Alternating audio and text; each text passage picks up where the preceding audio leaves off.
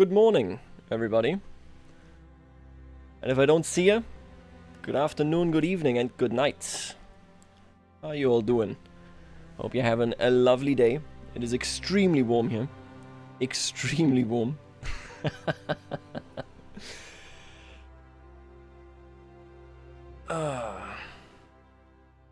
God, what a world. I haven't streamed in maybe 2 years. I think that's about right. And now we're here with Victooooooria 3. Did you guys see this? My god. Victooooooria 3 is mostly positive. How did that happen? What happened? Now, let me for myself turn down the music a little bit. I hope that the sound is okay again. I haven't streamed in a while. I do a lot of the sound editing and post. Hello, Lady Saffron, by the way. Hope you're having a great day.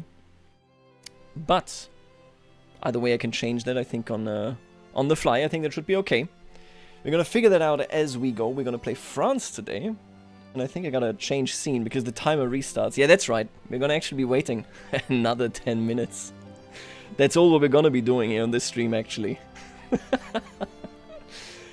It's nice seeing all of you in chat right here. 31 degrees, yeah.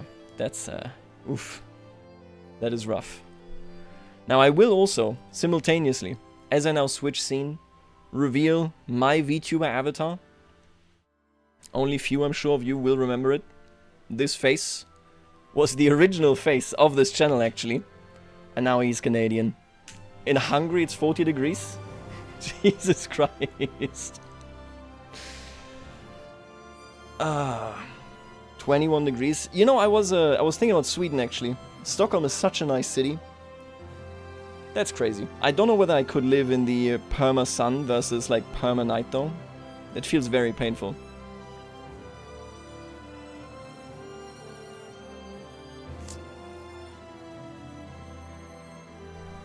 Looks like from South Park. Yeah, that's exactly right. We are Canada's sons and daughters here, okay?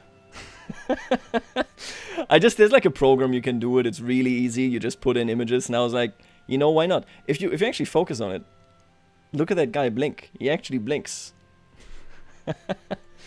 I was told, by the way, by the Victooooooria 3 developers, I was told who all these guys are. I know this guy. I forgot his name, but this guy right here, the only photo that I've ever seen of him is in front of these massive ship chains. Like, they're just massive ship chains that lie behind him. I think he's a, you know, an import-exporter, like George Costanza. Stockholm is too far south for that. You know what? Maybe I gotta go to Stockholm. Ebenezer Scrooge? I hope not. This is obviously that one guy, right? The one that everybody hates now. Whoa, hey, it's Doodles. Look at that young man. Uncle Pecos. We are playing with mods today. Not many.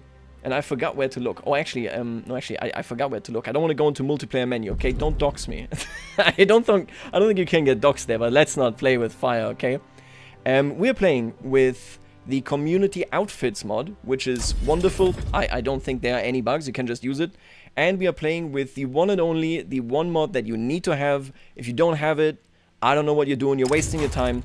Look at this beautiful map. There's no map more beautiful than this one, okay? I am a PNG tuber, it's true. A Canadian at that. I'm not gonna, so just to clear some things up, so I set at this stuff. What you can see right here, like all the transitions, you know, I have like the waiting room stuff and all that. That is from like 3 years ago, and then I stopped using it. I still have it. I was thinking about putting chat on screen as well. For now, I'm not gonna do this just because, like, it's like a lot of hassle, you know. So for now, it's gonna stay where it is. But maybe in a future stream. I want to stream a little bit more, for sure. But this map mod right here, I actually love it. It's the, like, okay, if we, you know what, let's just do this. Let's be rude to Paradox employees, okay? I always go, I love what the artists are doing. I think the artists are nailing it. I will give you one thing, okay? And that is the fact that the artists have never produced something better than this right here. IVW, standing for Immanuel von Václav, a fan-made paper map with better aesthetics. That is exactly right. Immanuel, you gotta toot your own horn, buddy. This is a beautiful, beautiful map right there. I like the Gazette Atlas. If you subscribe to the newsletter, you get this one. I think it's nice. I don't think it can compare, though. The really bad one, okay? I'll just say it, okay? There are two really bad ones, in my opinion. I think Maharaja looks cool when it comes, like, to all of these right here. I think the drawings look amazing. I don't like that the map is brown. What happened? Who did this, okay? And then the other one is Zodiac, where I'm like, it's too goofy, okay? They're just two goofy guys. I understand this. But for me, they're too goofy. Look at the sun. The sun is a... Can't say what that is, okay? That's the sun got some devious plans. That's all I can say, okay? Let's hop on over onto the one and only IVW Navy. I really love that home mad beep, you know? Let's not, you know... I love this. This is so detailed. It looks so nice. I saw that Morgenröte as well actually had its own, like, stuff lying around. Yeah, look cool. Didn't activate it, though, because I really like the... I like what we got here. And you know, I was thinking about this. So we got... This is the sun and moon, right? The dawn thing. This is spheres of influence. This right here, I'm not actually sure. What is that? Oh, it's right. It's the India DLC, of course. This is the company DLC. I don't know what that is. Is that the review score of that DLC? 40? I do like these a lot. I think, for all accounts and purposes, I really like the way that Victoria 3 actually did the table. They did it before CK3, right? And CK3's, I mean, looks nice, but I don't understand. Victoria 3 is perfect about this, because check this out, right? You can, like, change it out on the fly. I think CK3 needs you, like you can't modify it or anything. This is awesome. I love this. And obviously we need the Napoleonic medal right there. Can you install Maximilian as France and Mexico? I don't think you can. They don't have bespoke content for this. Saffron is a bad influence. She makes everyone a VTuber. That is actually true. I was on a stream, didn't have an icon. You know, she has that thing also where, like, you light up if you're in the Discord call. And I was like, that's awesome. That's cool. And I was like, you know what? I got that guy lying around. Many people don't remember this, okay? I will tell you. I think out of everybody in chat right now, there's probably nobody that remembers this face because it's been a long time. And in what logo that was. It was a very niche reference that nobody got. That's your existence as a GSG tuber right there, yeah? You make a bunch of references and nobody understands it. It is the highest PDS DLC ever, actually. That is true. It's also not... I can't make that joke here, okay? We're PG here, okay? I'm already going off the deep end. It's not 10 PM in Europe. I can't make nasty jokes. Folks, first of all, thank you all for being here. We're going to be streaming today. If you are new to Victoria 3, then this is, I think, a good stream to be at. If you got any questions, if I catch it, which hopefully I will, of course, answer this. We're going to go into this. France is a fun nation. They have content. I think the content is pretty decent at this point. If you remember this, and this is, you know what, small anecdotes. We're going to spend a lot of time telling anecdotes here, apparently, because I never do this in, like, free-form videos anymore. The DLC of the France content, namely, what is it called again? I don't even know. It's called something about people. Voice of the People. There you go. I have good memory, okay? Voice of the People is the only DLC or the only piece of content that I personally have ever reviewed, that I've personally ever thought about. And don't worry about, like, you know, oh, do you agree with me or not? That was the only DLC that I ever reviewed where you can hear in my voice as I read my own script. Like, I thought about this and I've written it down. It's not like I'm doing it off the cuff. And you can hear me get more and more annoyed and, like, pissed off. You can actually, when I detail what isn't working, you can hear me actually get mad. Like, they got me, you know, they got me with that one. I was, that was not a good time. Nonetheless, of course, it's different now. I really like what they did with it. They have this now tied to your population, to interest groups and so on. It's neat. It's much better. I think it's the prelude kind of to the Brazil content. The Brazil content being really, really nice. I enjoy that very much. I think, listen, I'll be honest with you, okay? And I didn't review it, so, like, you can't... I was completely fair, okay? I have never played the India content. I've never done it, okay? I've played a... If you remember, I've done a Kafiristan playthrough. I've never played India. I've also never actually played the Great Qing. Because it's just like, both of them have so many people. They're not real countries. Like, gameplay-wise, they are kind of outside of the mechanics. Have any of you all played Realms of Exeter? Realms of Exeter, if you guys haven't heard of it, is a total conversion mod. It is fantasy. They do something really awesome.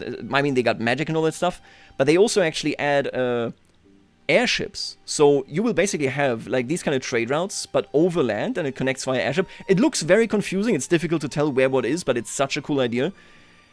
People in my friend group cannot stop asking me to play that in multiplayer, and I'm always like, I don't want to play the mice again. Okay, all I do in that mod is play the mice. I gotta do something else. Is the India DLC good? Does anybody know? Because I don't. I have no idea. I hope you play Portugal. I am really stoked for Portugal, for Spain. Does anybody know whether... I believe Cuba will also get content, surely, right? I'm really looking forward to this. I think that's nice. For Portugal in particular, I would love it if they actually capture... First of all, obviously, the relationship to Brazil. It's a very complex one from the Portuguese perspective. But additionally, the pink map would be awesome. You don't see good colonization here in this game. Although, actually, just yesterday, I had the AI offer me that it wouldn't... It was the Netherlands, actually. They offered me not to colonize something in Africa. And I gotta say, whoa. Are we getting sensible borders in Africa now? I don't know yet, but it would be great. I wish there were more fully fleshed out total conversions of Victoria 3. Apart from Divergences and Exeter, there's really not many other choices. I'll be honest with you, and this is something I think that will always be true for Victoria 3. It's really easy, and I'm selling out the CK3 modders here, okay? But it's really easy to make a CK3 total conversion, because even if you screw something up, even if you don't know the game mechanics, it doesn't, like, it's so easy to make content for it, because it just works, kind of, right? Whereas in Victoria 3, if you create a world and it's like total conversion and you forgot to put one good down in enough capacity, you are screwed. Everything sucks and you ruined the world. It's really, really difficult. I think it's easy to do like alt-hist in comparison, but Realms of Exeter, man, they added so many goods, so many considerations.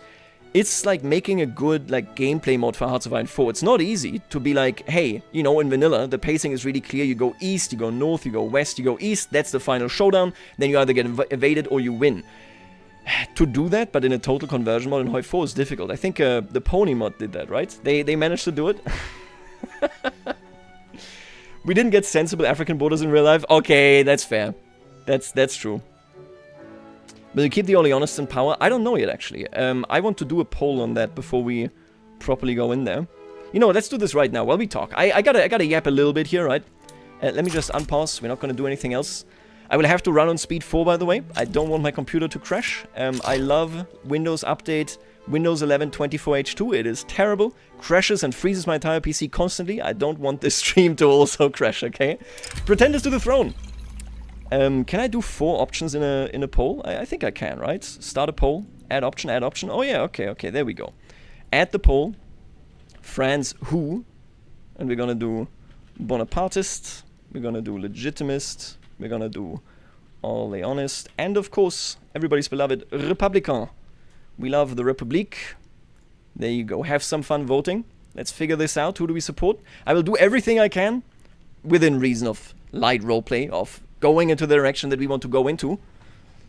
I actually got a current multiplayer game going on with friends, where I played France, and I cemented Napoleon. So in VTM, I remember I actually pushed that back. You need a longer time to cement a dynasty. Because historically, of course, he was toppled in 1870-71, which is normally, if you play France, you will always already have cemented him by then. I cemented him already. It's very boring now. Because they're just sitting around, everybody's like, I love Napoleon. What a great guy.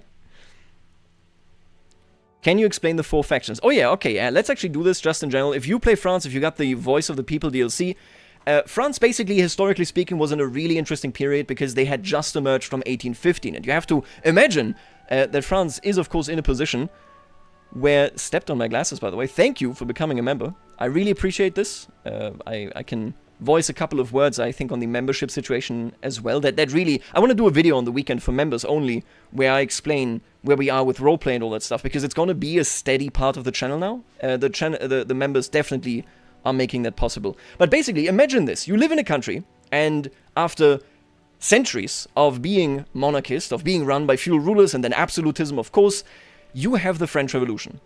You overthrow them, you succeed, you become a very, very rabid, a volatile republic, and quite frankly, they still are a rather volatile republic to this day. They are much more eager to amend certain constitutional things than Germany is, not to mention, of course, the US, which have a very, very kind of long established and never changing constitution. Obviously, that used to be different, but now that is where we are. The French are very eager to change. They love change, okay?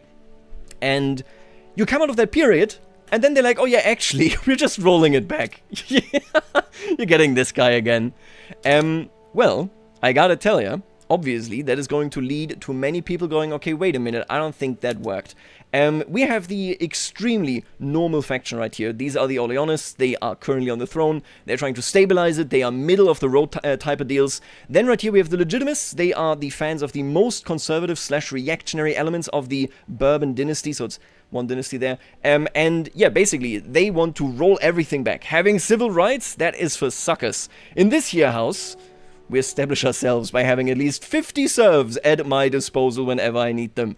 Then right here we have the Bonapartists. This is essentially going back to the Bonaparte dynasty. That is also then, at the end of the day, what happened historically. Well, historically, they collapsed into a republic in 1848, 1849, and then emerged from that, out of that republic, yet again, with, of course, none other than Bonaparte. Was it 1848? I think I'm mixing up my dates, right? Because they already had, like, They already had the July crisis. Basically, the idea is they turn back into a republic, then become Bonapartists, then the Germans enter here, you get the French commune, you get all that nonsense, where they go like, you know what, let's try something wild and wacky. And then they just turn back into a republic. And that is where they even are today, although we are now on what, the 5th republic? Are we on the 4th republic? Which one is it today? I think it's the 5th, right? So, the Bonapartists are kind of the forward-facing wing that wants to move forward into a modern type of emperorship. They, I mean, listen, and I know that the British people in chat are going to be mad, okay? But Bonaparte has been wild. Oh, Kalen! Sorry, almost overlooked it. Thank you for becoming a member of the channel as well. Big ups, yet again, yet again. Welcome to the Bavarian Council. Make sure to vote, by the way, whenever there are polls up. There will be a couple polls up, I think, this weekend. What we do roleplay-wise. But anyway, the point is, French people love change. And they also hate it. And that is why they're always angry. People joke about this, but they have a very active culture that stems back centuries. This is essentially where that comes from. Some presidential candidates have called for a 6th. Yeah, listen, I gotta tell you, it doesn't... This is, you know, I just want to, like, discuss kind of the baseline there. It's very interesting. Because the French have such a different relationship to their constitution. They are, in the West, there are 4 approaches to modern-day constitutions, okay? We have the Germans. They have certain things. It's the perpetuity clause that makes it so that we cannot change certain elements, like basic human rights. We cannot remove those from our constitution. But other than that, we change our constitution pretty frequently.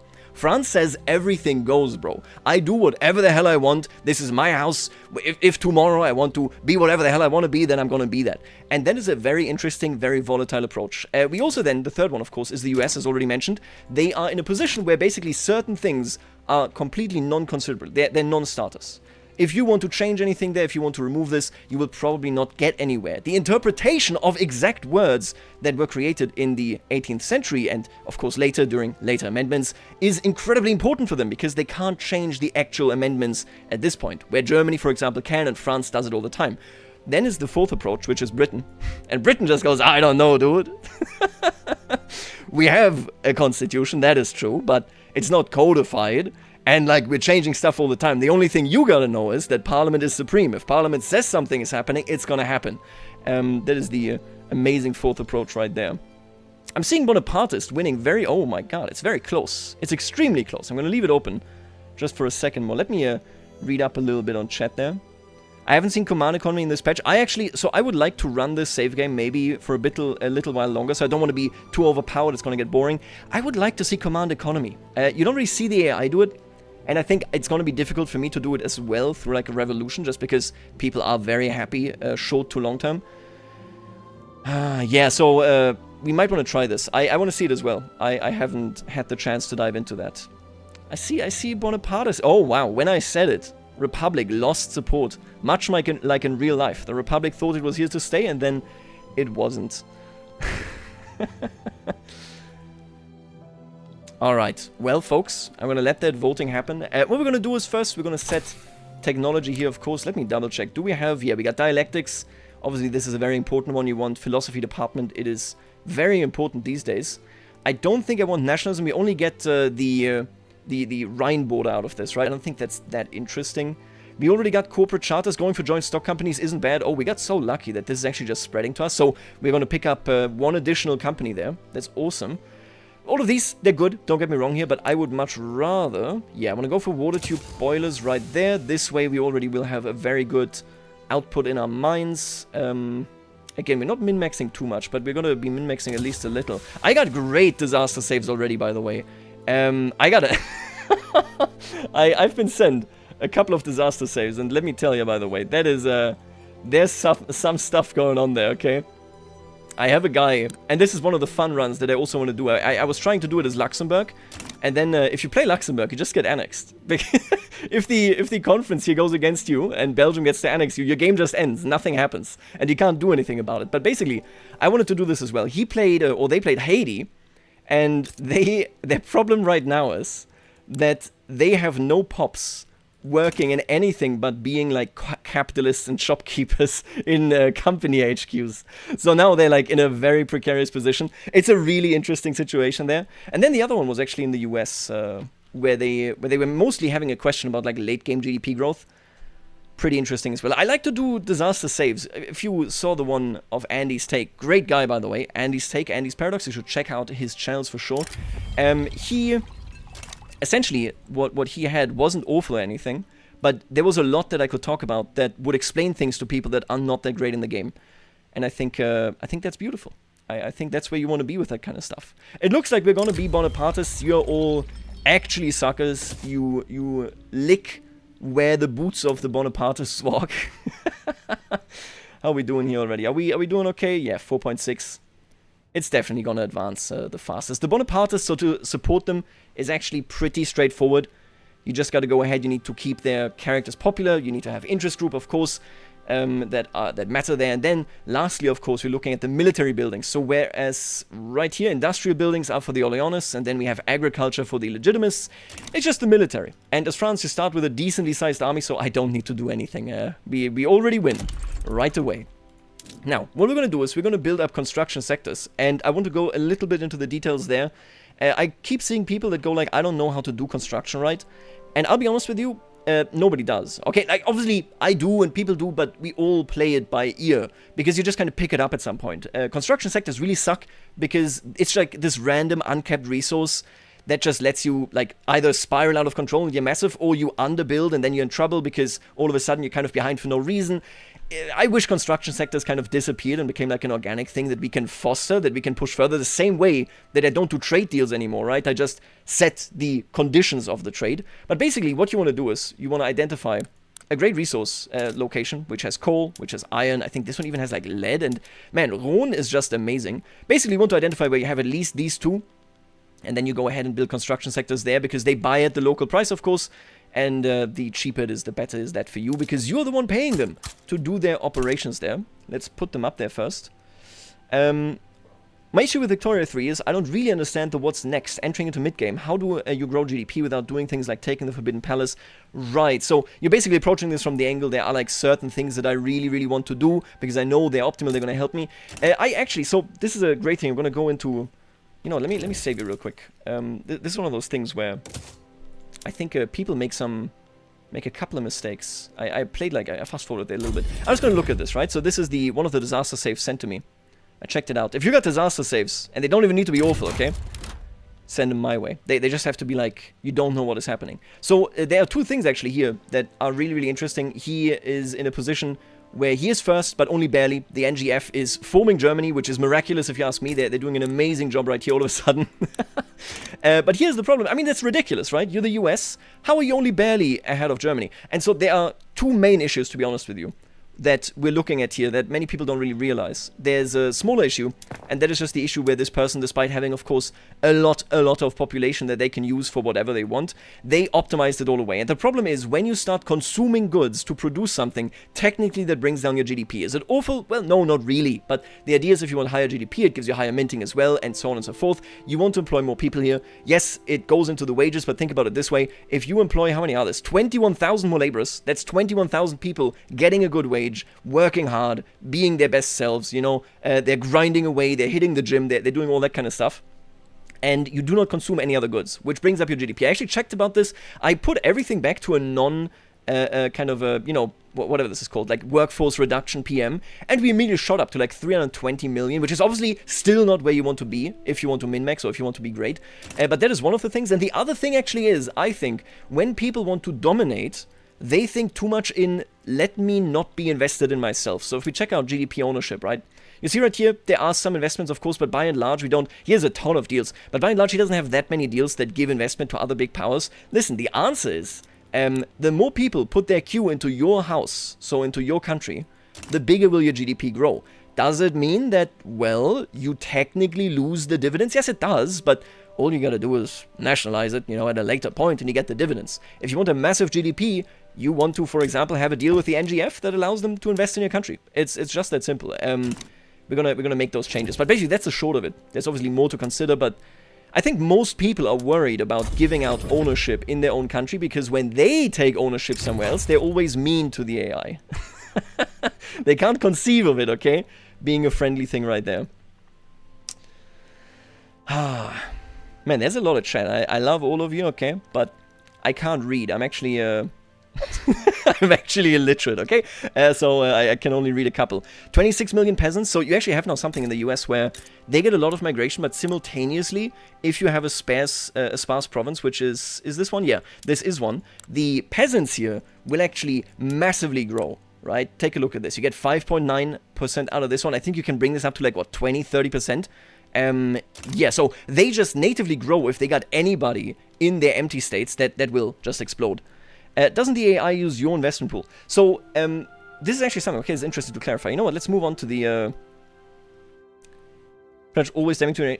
I don't... So, first of all, hey, Tarkus, how you doing? So, he said, with how regional HQs sap and appropriate investment pool, I'd argue investment rights are pretty much always damaging to a nation. I think it depends, in the context where... If you are looking to maximize GDP, especially, so the player here was playing with that market thing, right, with the journal entry there. If you're going to do this, then I think you ought to kind of go and just let him invest in you. Because you're looking to fulfill that, to hit that goal. If you want to play fully optimal, obviously you're blobbing all the time. The player didn't do this, they just took this stuff and then added all this stuff to their market. The answer ultimately always is blobbing. But if you don't want to do this, if you want to forego this, I think you're going to be fine. I know that they sap dividends, obviously. They also use your pool to build more of their own. I don't think it's that big a deal. At worst, what I really hate about it is that I need to manually search up what is owned by the regional HQ because it's crazy annoying. I'm going to be honest with you. I don't think that you actually get a negative gameplay element out of this. Like, in terms of, like, will it ever hold you back? I don't think so. Obviously, again, money flows out. That is true. But the buildings that are being built, if you're looking for GDP growth... Yeah, that's what they add. That's exactly where it goes. What I usually do in early game is to get both away investment rights with the UK or France. So my rich people get money from investments and they invest in my country. Yeah, I mean, I was looking at this with Luxembourg. Oh, and I ought to do the nonsensical stuff, right? God, I hate this so much. I wish they would change this, man. I need the Navy rework so bad. Because being able to nonsensically colonize all of this, obviously, you know, just parking yourself there for future trades with the AI. Anyway, sorry, let's, for 1 second here, okay? Let's get for 1 second into actual gameplay. Can you believe this? Gaming on this channel after only 40 minutes? Do I desperately want to change anything? We are role-playing as Bonapartists. Oh wow, that is a nice coalition here. Legitimist, Oleanist, and Bonapartist. They just really love, yeah, this is the resistance party. They just really love monarchism. They're big fans. We got, of course, this fella right here, Mathieu de la Drôme. What do we want to change? I want to kind of be in a bit of a deadlock, I feel, until we really unleash the beast that is Bonapartism. We could go laissez-faire, we could go lazy-fairy. I don't really like it anymore now with the way companies work, but you know, it's also kind of funny. It is kind of funny, though. Let's go lazy-fairy, why wouldn't you? Autocracy. How dare you. French LJS rated, wow. This is truly crazy. Mascara. I will wipe you off the face of the earth. You guys get it? You guys get it. I believe it. I believe you get it, okay. I'm gonna go ahead. We're just gonna invade here. This is a classic move. It's so much infamy at this point. If anybody comes in, let them come in. Is Britain... Or maybe I should have waited until Britain actually goes in against China, but you know what, who cares? We're gonna figure this out. I don't got the DLC.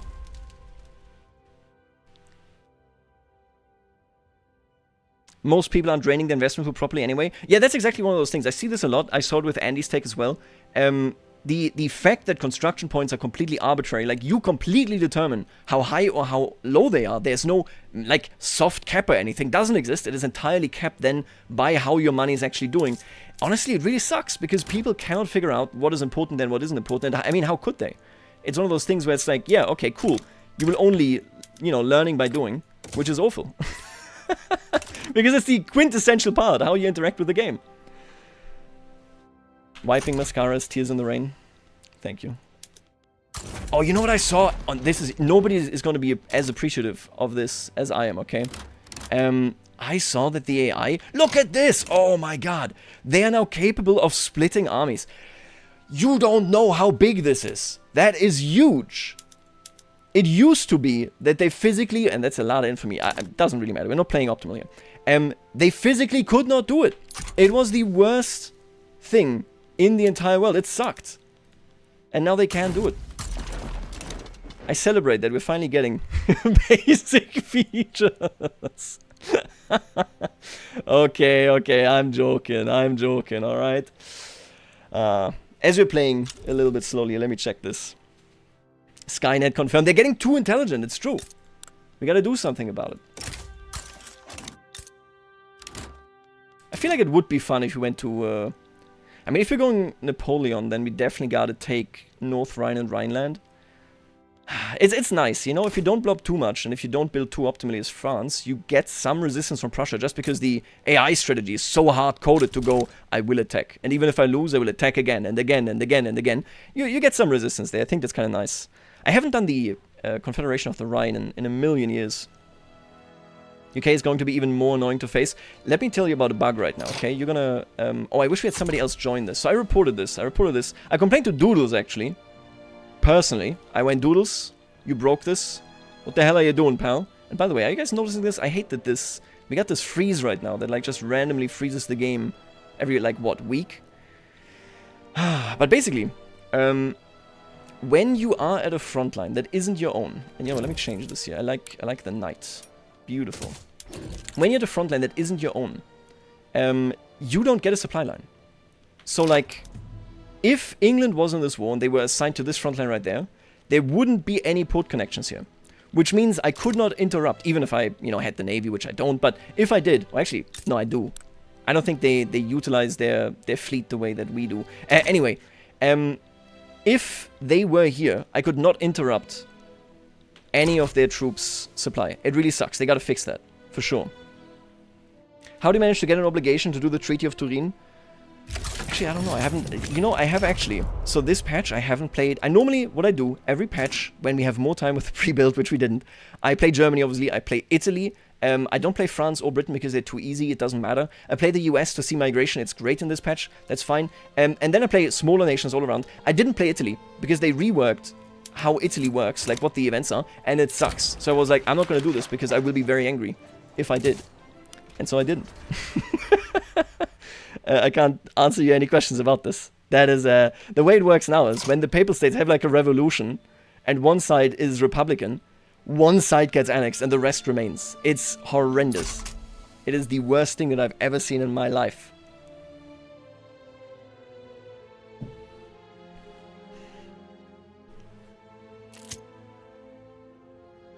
Bankrolls was the traditional way. You know what? Italy is never going to form anyway. I'm just going to attack. Does the 1848 upheaval still happen? In 5 out of 5 of my Austria runs, I've been unable to maintain an autocracy. So, it does happen. I don't think it matters that much. I played, again, I played France in multiplayer. And I didn't have that hard of a time to keep the requirements. Because basically, the 1848 thing, right? It's difficult for you, or it's dangerous for you here. Because the radical movement obviously is associated with it. That's why it's connected here. And you need to have turmoil lower than this or that. I didn't have a revolution. Listen, I'm going to play it a little bit loose here. We have the radical movement right here. I might just let them collapse me into a republic, because then we can just bring back Bonaparte right after anyway, by passing monarchy. It happens. I don't think it's that impactful. I really don't. Why ban slavery costs 25 infamy? I don't know. we were playing multiplayer, and the British player was like, I can see that Brazil is, you know, your ally, they're in your sphere, you're building in them, you own half of their country. I need them to ban slavery. I was like, yeah, we can ban slavery. So what this was actually the most, you know what, I want to do this actually. I want to do it here as well. I went, okay, Brazil, I'm going to do a pact with you, right? You have to do a law commitment. You have to ban slavery. And they said yes. Then they tried to ban it and collapsed into the historical republic that of course followed because of the debate about slavery. And then we tried to do that with him like 2 more times, and I said, I've had it with him, I'm just gonna invade them. And then I saw that banning slavery, oh, we don't even have it here, banning slavery is so expensive. I don't know what they were thinking. In Stockholm, they're mad over there, they're just doing random stuff, whatever they want. They put infamy on all kinds of things these days, including banning slavery. A very infamous action. That is, well, in the end, Brazil got away with slavery in that multiplayer game because I wasn't gonna eat that infamy. How are you feeling about the new ways companies work? From what I've experienced, they are way too strong. Oh my god, I forgot about companies. We didn't even look at this. What am I doing? In terms of how much they increase your investment pool. So I think the increase of the investment pool is fine. I think there are 2 main elements, and I think everybody will probably agree with this. I think that companies, by and large, are very much not in the right space for their political influence. Like, how much do they impact anything you do politically? The answer is absolutely 0. Is there any impact of a company having an HQ in your country that is a foreign company? They should be influencing basically foreign politics massively. That is, you know, I can really only repeat this. It's such a cool story. Prussia had no navy for the longest time. They still sent ships to Spain. They sent them to, I think it was Peru or Bolivia. And basically, they just parked them at the coast and were like, hey, whoa, you're having like a civil war. Do not take and expropriate German property. And the countries were like, okay, well, I don't want your ship to nuke my harbor, so I'm not going to do it. The fact that there's no like push to do anything based on what your company wants is very sad to me. Obviously, that is one of those things that they can still work on. The other element actually is that, so I do think the new company system can, via company modifiers and such, you could emulate financial crises in a variety of ways, be it reinvestment, be it throughput, whatever you might want to do there. But as things stand, companies are just up and up. There's nothing else there. I think we can talk about optimization. Again, I didn't really do anything with the companies just yet. We're gonna go ahead and do a couple of things here. But basically the idea, or the issue that I have with it actually, is that companies as they are right now, when you give them a monopoly, that might be great to pull yourself up by your bootstraps. It's called developmentalism, right? I read about this just yesterday actually, that in 1967, I believe, was it 1961, after the 5th election to the South Korean Assembly, South Korea had a coup. And that coup was driven by a military, and I've only read it very superficially, so I'm not too well versed in that history in particular. But they had a coup, and that coup was driven by developmentalists who believed that you need a very strong, like, high protectionism to the outside, and you need a very strongly regulated market that ultimately then, of course, produces the, what do they call the chaebol, right? So the big companies that employ like 60% in Korea. If you have a monopoly like this, there should be a loss of efficiency, there should be higher pricing despite the market price being able to be met, etc., etc. Like classic monopolistic problems that you will be faced in real life as well. And then it would be kind of nice. It would be kind of neat right there. You know what? Okay, so I did something to that company. We're going to get some more a little bit later. What are we doing? Right, I stopped building because... you know what? I'm giving Prussia a chance here. If I stop building, Prussia can go ahead. Do we have any tax issues here? Whatever. And we're gonna pump these numbers up. I just want to level up my institutions. We're gonna go into universities. Obviously, I still need to build more construction sectors. So if you're a new player, the vague rule, okay, that you want for your construction sectors, if you're a great power, you want to go negative. Right now, obviously, I don't have enough construction sectors because I'm not negative. That is the answer. We do also need more iron. I need to build more on this. I'm just going to get rid of this for now, even if we can't import enough just yet.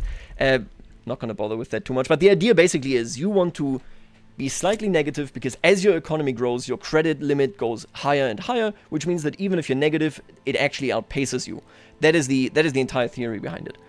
which is, again, a stupid theory. You shouldn't be the one building these construction sectors, okay?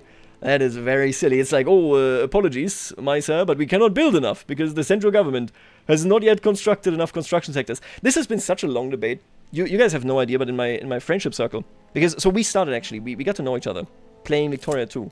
I played Victoria 2 before that with school friends, obviously. I was in high school at the time. And then later on, we started playing Victoria 2. We played a lot, basically all grand strategy games in multiplayer. And the moment Victoria 3 was announced and came out, obviously there was a huge topic. We talked about it a lot because it's, yeah, you know, direct successor to that game right there. And one of the biggest criticisms, I think completely valid, but it's just not like sexy to change this. One of the biggest criticisms I think that came up in my group was that if I am in the United States of America, yeah, it should be not just like that I don't get the bonuses, because like, I don't know, if I'm in the West, in the East, I mean, I have construction sectors, they give you, of course, construction speed bonuses and all that stuff. As far as I'm concerned, if I'm in the West, it should be so much harder, maybe even impossible to build certain things because the construction sectors are so far away. They're not as developed in the West, right? The localization of this entire issue has been a huge topic in my group. And I don't think they've solved it because it's just not sexy. It's way cooler to be like, trade was reworked, we got treaties now. That stuff is neat, right? Everybody looks at it and is like, wow, that is awesome. It's not really sexy to be like, hey, can we change under which circumstances I can build what? I don't think it's a thing for the majority of people. Okay, where was I here? You know what? I'm gonna sell out my country a little bit. I'm going to work with the Americans. We love America. We're going to have an investment right in France. There you go. Let's double that up. We could do an alliance. I don't really care. I want to be on my own so that the AI does attack me. I am, of course, worried like to get, you know, ganked. But hey, it's more entertaining, I think, on the stream if I lose Alsace-Lorraine. So let's do our best to make that happen. Let's do an investment pact right here. I could give you an obligation. I don't really care, man. So I do really like this. I abuse this a lot. Obviously, you can't do it in GPs. I don't think I'm going to go too much with company monopolies. The later you do it in the game, the harder, like the easier will it let you take over stuff as well. It's kind of nasty, to be honest. You know what? 55% chance. Let's roll the dice, baby. The Paris Protocol. But yeah. Listen, I love this game. I have a great time, always have. I went back to Victoria 2 like a couple times. I also went back to Victoria Revolutions. Now that was a game. Ricky was a video game, okay? I went back to them. I think with this patch in particular, like the Victoria 2 world market, I keep hearing this, and I swear to God, none of you actually played this video game, okay? I keep hearing this, that like, oh, check this out, Victoria 2, its feature got now... The world market in Victoria 2 is nothing like this, man. I'm losing it. Are you? Which one are you? Legitimist. Yeah, get out of here. You're dead, kid. You're done. It was nothing like this. I can't go back to Victoria 2 at all anymore. I think Divergences is better. Oh, it's just another one. Divergences is better in Victoria 2, but that's just gonna take some time. This is not like the same feature, essentially. It has the same name, but that's pretty much where it ends. Let's upgrade... Ricky. I love Ricky. I am a boomer. I am 30 years of age. I am married. So, I actually, listen, okay, here's a fact. I'm gonna give you a fact, okay? Most of the content creators that I deal with regularly are married. Many of them also have kids.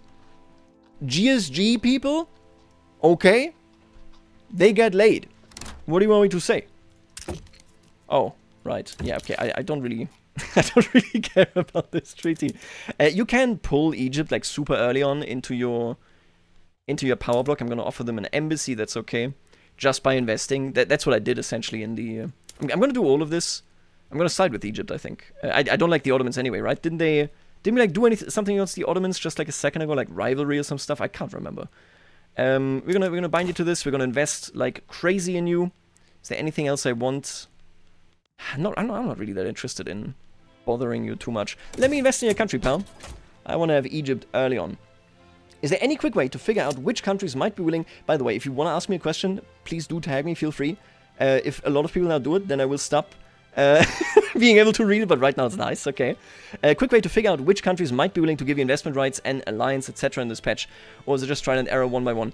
Trial and error. The truth about this interface is, and I know the developers are aware of this, like they know that this is an issue, that a lot of like this first glance type thing, like when I open this, right, even before I do it, I should be able to like check for an article and how people feel in general about it, because some are just against it. Now, many times you can go and still get them to agree to it, but you know, you should have a quick read. And they know this. They know that like map interactions and all that stuff is better anyway. I think we're gonna see it eventually, but like, you know, UI, it's a topic. The moment we command troops in Victoria 3, the game will get way better. Dennis the Wizard, do you mean stack movement? Because I got bad news for you. If that is the issue. Can we speak about how they fixed late game performance? I actually can't, because I have a 7800 X3D. That topic for me died like a year ago. I know for many others it didn't, but that's nice to hear. I'm really happy for you. It doesn't... I haven't been thinking about performance in so long, although I will say obviously performance now in vanilla is worse than it used to be because of how many pops are born towards the end of the game. And that's an important one. Because for me that also makes no difference, because VTM, which was the mod that I was playing with, and never without, also had way more pops than vanilla. So for me that was just literally how things were. Didn't realize I have to tag you. No, you don't have to tag me, it's just... I'm sorry, I'm actually... I'm gonna get better over this with more streams, I promise. But right now, reading and clicking buttons... Who could have thought of this? Didn't realize I have to tag you. Do you have any advice for breaking free as a country like South Africa? I can get the support, but my economy always collapses even with prep. So... I actually will generally say that I think becoming independent is much easier today than it used to be, because when you become independent, as long as you have an adequate amount of... there they are. As long as you have an adequate amount of trade centers, it will balance itself out. I would always recommend subsidizing the trade centers if you just break free. I think that is very important. If you are now independent, I would also, before you do that, look into potentially becoming some type of crash crop, okay? Because you need to consider it this way. While you are in the market, even with the issues that the AI had over recent patches to give you market access, you will always have access to the great British market. The moment you flub out of this, let's say, I don't even know what do you produce in Cape Colony? You got, okay, yeah, it's not that great, huh? Basically, maybe bananas, whatever you focus on. What I'm saying is, the better you are at producing it, the less will your economy crash, because you will have a company that makes exporting into the market, trading with others, and make sure you got a navy as well, so that you can put down, of course, interest and all that stuff. But the idea is, you leave the British market, and the world market might be less kind than the British market in what it needs, just because of the average pricing model there. If you prepare yourself by overproducing something like crazy, that you can then knock onto the world market, and the general, you know, kind of purchasing power will take care of it, you will be much, much safer. Long term, obviously, you want to diversify, but I think for starters, that's the right idea. I haven't, I will say, I think, because of the way that investments and company HQs work right now, you basically always need, in smaller countries like South Africa and Cuba, I feel at least, like you always need to have other people support your independence, or it's never going to be enough, because you get pushed down. Basically what I'm saying is, it's good if you're having trouble to become independent in the first place, or to get your liberty desire up. Go the diplomatic route, in my opinion, that's the stronger way. I feel like keeping liberty desire down via economic dependence is easier in this patch, because there is more investment in your country through the bigger size of the investment pool than it used to be in previous patches. So it's quite a bit easier to get trapped on an economic level there. Yeah, that's where I'm coming from. There's still so many runs that I really want to do, like fun playthroughs. I definitely also want to do a Scandinavia roleplay playthrough. Listen, the Canada one, you know, I personally, I don't want to blame Morgenröte. It's difficult to maintain mods like this, and was updated so quickly. That's amazing.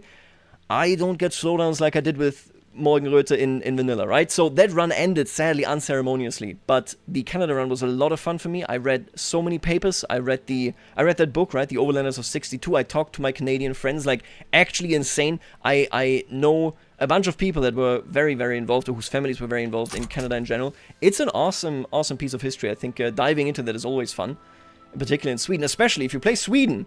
Many people don't know this. They don't tell you this, okay? They want to keep this from you. If you are in Sweden, you can found Paradox Interactive. I think it's like, what, like telephones? You need to own Svealand. And Fred West actually spawns in. at 31 years of age. Now, I will tell you, he doesn't look like Fred Wester. But I don't think you can look like Fred Wester in this video game. They have a... I forgot. Do they name the guy John Paradox? Like, no, actually, they name him Fred Wester. Yeah. Is the company named John Paradox Company? You know what? While the game is running, let me open VS Code and hope that my computer won't crash, okay? I looked it up just the other day. Paradox. Let's search it. What do we find in here?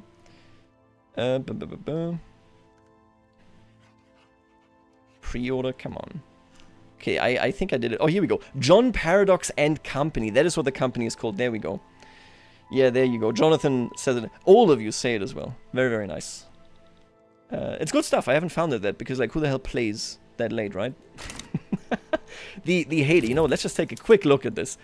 We're gonna. I swear to God, we're gonna actually play France today. Okay, one day it's gonna happen. Let's take a look at Haiti. Okay. It's a fun one. I think that's a fun one to take a look at. I'm not gonna lie. I was looking at this and I was like, this is so funny.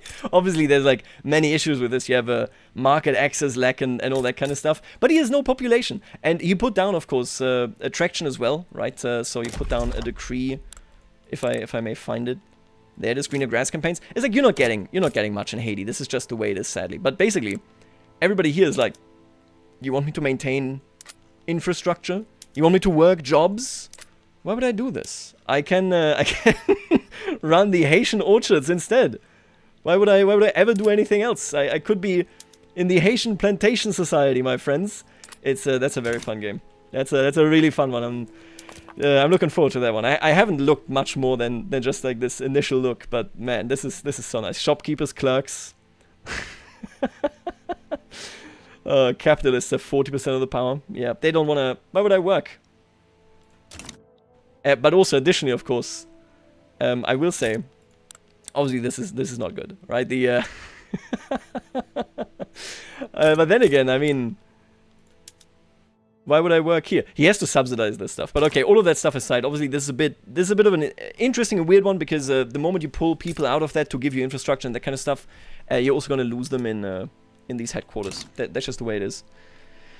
Yeah, anyway, cool save. I like the save. Germany formed here as well. Germany loves forming this patch. It's an interesting one. Italy, sadly, very sad. Extremely sad, quite frankly. Oh, look at that. Empire of Japan. Good for you. Good for you. The Great Qing never implodes anymore. I feel like, anyway. When, if at all, does it become worthwhile to use resource manufacturing decrees as opposed to using the authority for taxes, migration, bolstering, suppression, law speed? I honestly also, I almost want to say probably never. You can pull that lever and it can help you to get a slightly richer level because of what it ultimately means for profit. Like you can get a higher strata level of wealth. Is it worth it? I don't think so. Still, I like doing it if we do a roleplay campaign, because it's not like you're not gonna lose your game because you're playing slightly suboptimally, right? But I don't know. There's so much you can do with authority now, in particular with relation to companies. I feel like we're kind of never gonna see that again, where it's worthwhile. I think we're fine. I'm not gonna... I think we're okay with that. On the topic of population... Well, that was another thing I struggled with. Even with cultural exclusion, immigration and regular growth was enough to prop up my growing industry. So, Brady boy, answer in chat real quick. Ooh, Ashanti, huh? How dare you? Answer in chat real quick. How good of a player are you? Like, do you understand all the basics and all that stuff? Because even with how pop growth works right now, if you really, really are good and you keep pushing into being a good player, right? Because you could obviously, like, relax a little bit as well. But if you just keep going, I will be honest with you, I think you will always outgrow it, because that's just like kind of the steep curve, the infinite growth that we see in Victoria 3. It's not infinite. What I mean is the growth far, far ahead of population is something we don't really see. It's really, really difficult. So let me actually, because I thought a lot about when we did VTM, Doodles and I thought a lot about pop growth. I was obsessed with pop growth, and the reality is that the pop growth fall that you see here now with higher levels of standard of living, and we could also tie it to like religiousness and urbanization and all of that stuff. All of these are potential indicators that may well work, but the actual significant drop in birth rate was after World War I, during and after World War I. So and then it never really recovered to the levels that it once was at.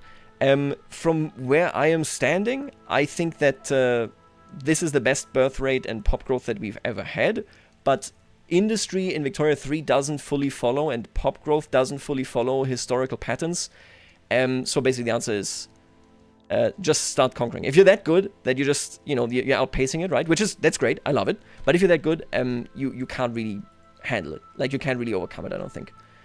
I started like a couple weeks ago. This guy is a bratty boy, is a gamer. This game was my best one so far, doing a South Africa game. Okay, South Africa, okay, no, that's actually, okay, that's slightly different. Sorry, I thought we were talking about like, basically, South Africa, you suck in comparison to any other nation with your starting resources and with your feasibility of migration, just because the competitors that you have are much, much bigger. You can probably still optimize that then. You know what, I take it back, that whole spiel about the difficulty of analyzing pop growth curves in real life and tying them to real circumstances. It's, let's forget about that. Why don't you get good, buddy? Basically, I think as Cape Colony, you have an interesting game in your hands.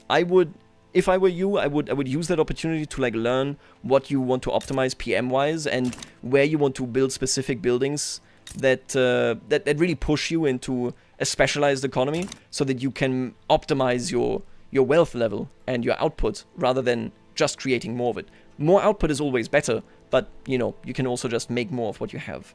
I think that is a valuable skill to have in Victoria 3, because it will help you with any future countries that you will be playing. I was thinking, I have a... Listen, slight spoiler, okay? And he didn't tell me that I can't spoil this, but I will.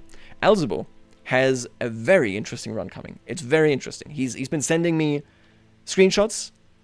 He's doing... I'm not, whoa. He's doing a great... what is this? Is this... that's an interesting nation. He is doing a fantastic run. I think one of the greatest bits that you will ever find yourself playing or watching in Victoria 3. Really, really good. I'm looking forward to that coming out. How are we doing? We no longer have a shortage, that's okay. Did I want to do anything after this? How are we doing with... we need way more innovation. Man, I'm not against... Oh. Okay, I didn't even upgrade them. I'm not against the rework they did to make administrative buildings and universities lighter, because, they have less employment and all that stuff. But the fact that I need to build, like, so many, it is kind of crazy. I'm gonna be honest here. I'm gonna build this. Who should become a rich university city? Surely in Alsace-Lorraine, nobody will ever take that away from me. Let's do this one down there. Started a game as Spain, is still in the early game. Do you think it is still worth it to try and vassalize the countries of South America? I actually think so, more than ever now, probably. Because, so in the old game, these would basically see very little population and economic growth in comparison. Have you guys noticed something? Haiti, in any game now, becomes very wealthy. Every single time. But basically, since they all see more migration, you have a big potential market and production location. Oh, folks, I forgot to vote. I abstained.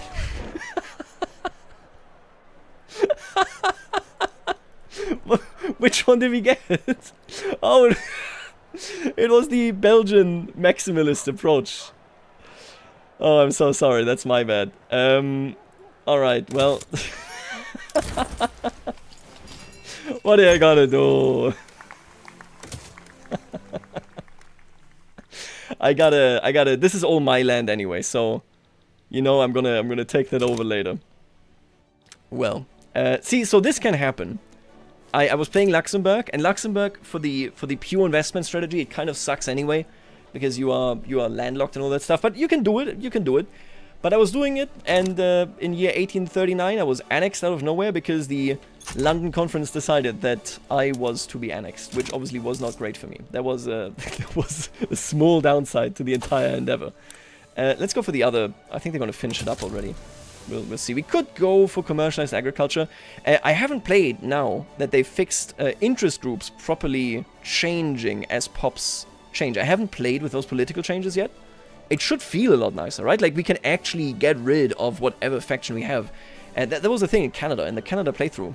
Everybody was basically sticking to whatever ideology they had when they lived in Europe. And then they came over and were like, I don't know, dude, I'm just a trade unionist. But you're a peasant in Alberta, what are you doing? They don't know either. They got no idea. I haven't played with AI Prussia in ages. Do I want to go into into the military? Am I gonna get owned here? Maybe I'm gonna get owned. It seems like kind of fun, right? The London conference feels like such a crapshoot when playing as any of the countries involved. It sucks. It is not great. It is very not good. Oh, I hate these modifiers. I think I should just pass something else. Lazy Fairy right here, which is what I'm now gonna call it, despite knowing better, is probably not gonna pan out for us. That's okay. I'm gonna go to war. If you domestically can't figure out what you're doing, well, probably gotta teach somebody in a foreign country a lesson. That's what the Tsar in Russia thought as well. Does the AI renegotiate treaties, or do they reject every time they don't like the terms? So they had a bug about this, right? So I will say, and we haven't gotten any yet, I would be very interested in seeing more. I have seen active treaty proposals from the AI. I'm not sure about renegotiation. Egypt? Egypt? Oh no, my treaty! Oh, how could you? Alright, well. What should we add? What should we add, guys? Do I even have an interest? Oh, I don't even have an interest. Let me change this. Which one take away? This one, that's okay, nobody cares. Ethiopia, nobody cares. What do we do? What do we do with the drunken sailor and with Egypt here? What can I get out of you, buddy? We could conquer a couple states, would look horrendous. Ah, that sucks. Transfer Hedjas. You think I should take... You think I should take Mecca?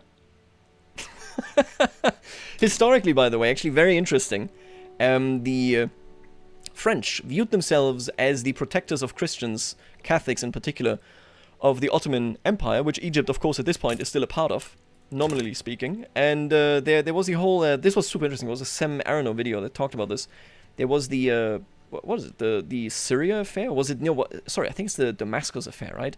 Where they all got involved, and it was very dirty and weird, and didn't really work out for the French right there. But they love doing it. Take Mecca and make it best wine producer in the world. In my opinion, London should cost the participants influence or some funds. Here's the truth about the London conference, okay? Until the developers accept the fact that what we need in this game are multilateral conferences, the London conference is gonna suck, okay?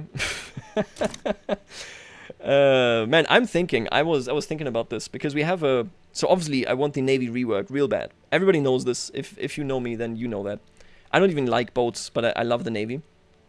I also really want a diplomatic play expansion, where you don't go from there's nothing to I'm starting a diplo play, then 90 days pass and you have a war.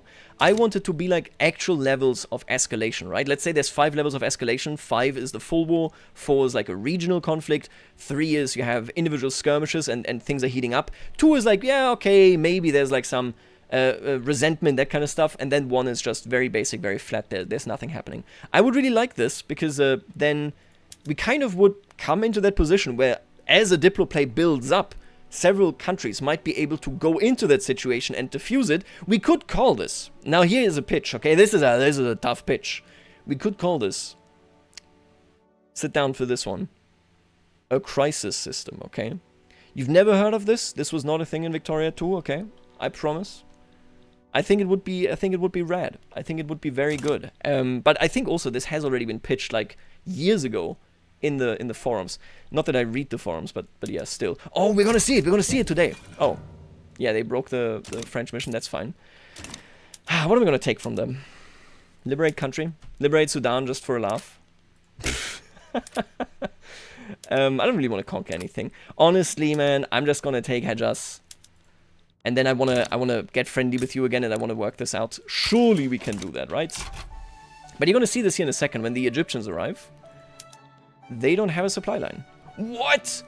Oh wait, they have one right now. When they arrive, I swear to God, they will not have a supply line. Let me actually take this in. No way could it be fixed, right? Oh, it's not fixed. Yeah, there it is. So, take a look at this. They're on their way. They're right here. They should be having a supply line. Makes perfect sense. Which, just for the record, they don't have a port, but that's okay. Let's overlook that for a second. There's no supply line. So, the idea is, if you are at an overseas supply line, or at an overseas front line, and it is not your front line, so you are not the owner of it, right? You don't have a supply line, which means I cannot get these Egyptians to leave me alone because they have local supply ad infinitum. Yeah, that's it's unfortunate. Where's their market here? Oh, it's the Ottoman market, right? So I can't even blockade them properly. God damn. So my ships literally do nothing. Okay, that's good to know. Unlucky. I also wish that there was a way to change your demands after a war started. Oh, I mean, that's even a very difficult topic, right? Let's say you have like staggered diplomatic plays. How do you actually make it so that you can, during the war, become maximalist or drop war goals? War goals dropping right now is obviously like a thing, but it's also, it's very, it would be gamey if we could do it in the current iteration. We need a different iteration to make it feasible, basically, without just making it an abuse of the system.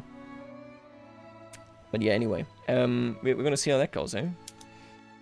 How many of the people watching right now, by the way, play Crusader Kings 3 and not just Victoria 3? That is one of those questions. I want to know what is the actual overlap of this, right? Can I navally... think I can navally invade Egypt? Oh, I can probably just navally invade Hejaz. Naval invasion is also, like, so annoying.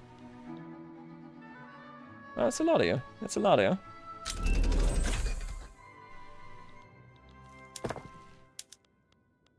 Cheap chop choop, give me more steel. Thank you very much. I'm gonna pump that up, obviously. Harvest condition. Ooh, a flood. Man, this game is so beautiful. Look at this. Look at this. These poor people. Oh, there's a flood in Paris. We should rebuild the whole city. We have to. You haven't played since Road to Power dropped? Why? I mean, I'm the notorious Road to Power unappreciator. Okay, I don't appreciate the execution, but you know, it did add a lot. I mean, you can't get around it, really, right? I do like being landers. Currently back into EU4 after a detour. Dude, I cannot hear about EU4 anymore. We played a multiplayer game in my friends group. Well, no, sorry, it wasn't a multiplayer game. It was a succession game. It was a succession game. It was very stupid. It's a really stupid... Don't tell anybody this, okay? But we started as in the Netherlands, and I haven't played more than like 400 hours in EU4. It's not my game. I don't love the board game. I started actually, one of my first Paradox games was EU3 and For the Glory for EU2. But basically, we started here, and then one day I wake up and we're the Byzantine Empire, and then one day in my last iteration I wake up and we're China, and I'm just like, what the hell are you guys talking about? So basically all I'm saying there is I can't think about EU4 because every time it comes up, my friend group just goes, when are you going to edit that? When are you going to put that on the channel? So I was like, man, I was abused in that playthrough.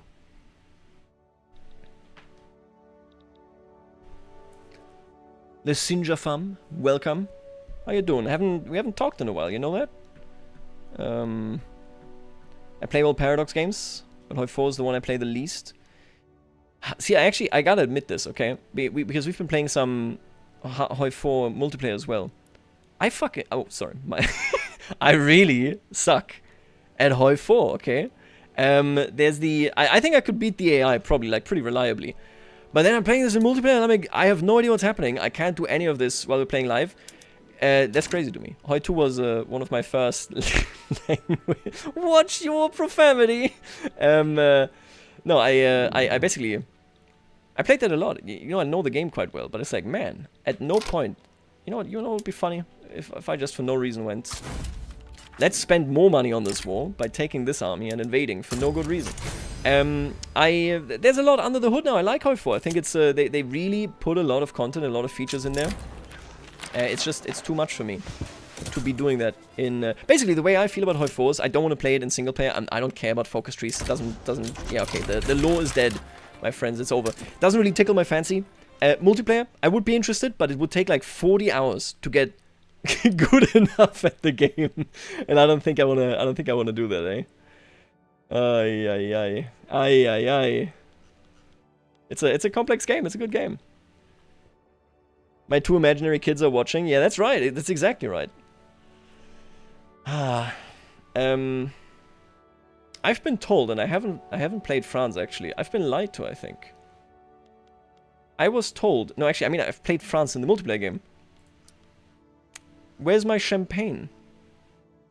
Oh, there it is. Oh my god, there it is. What do I need for this? Central planning? It's so late. Ay.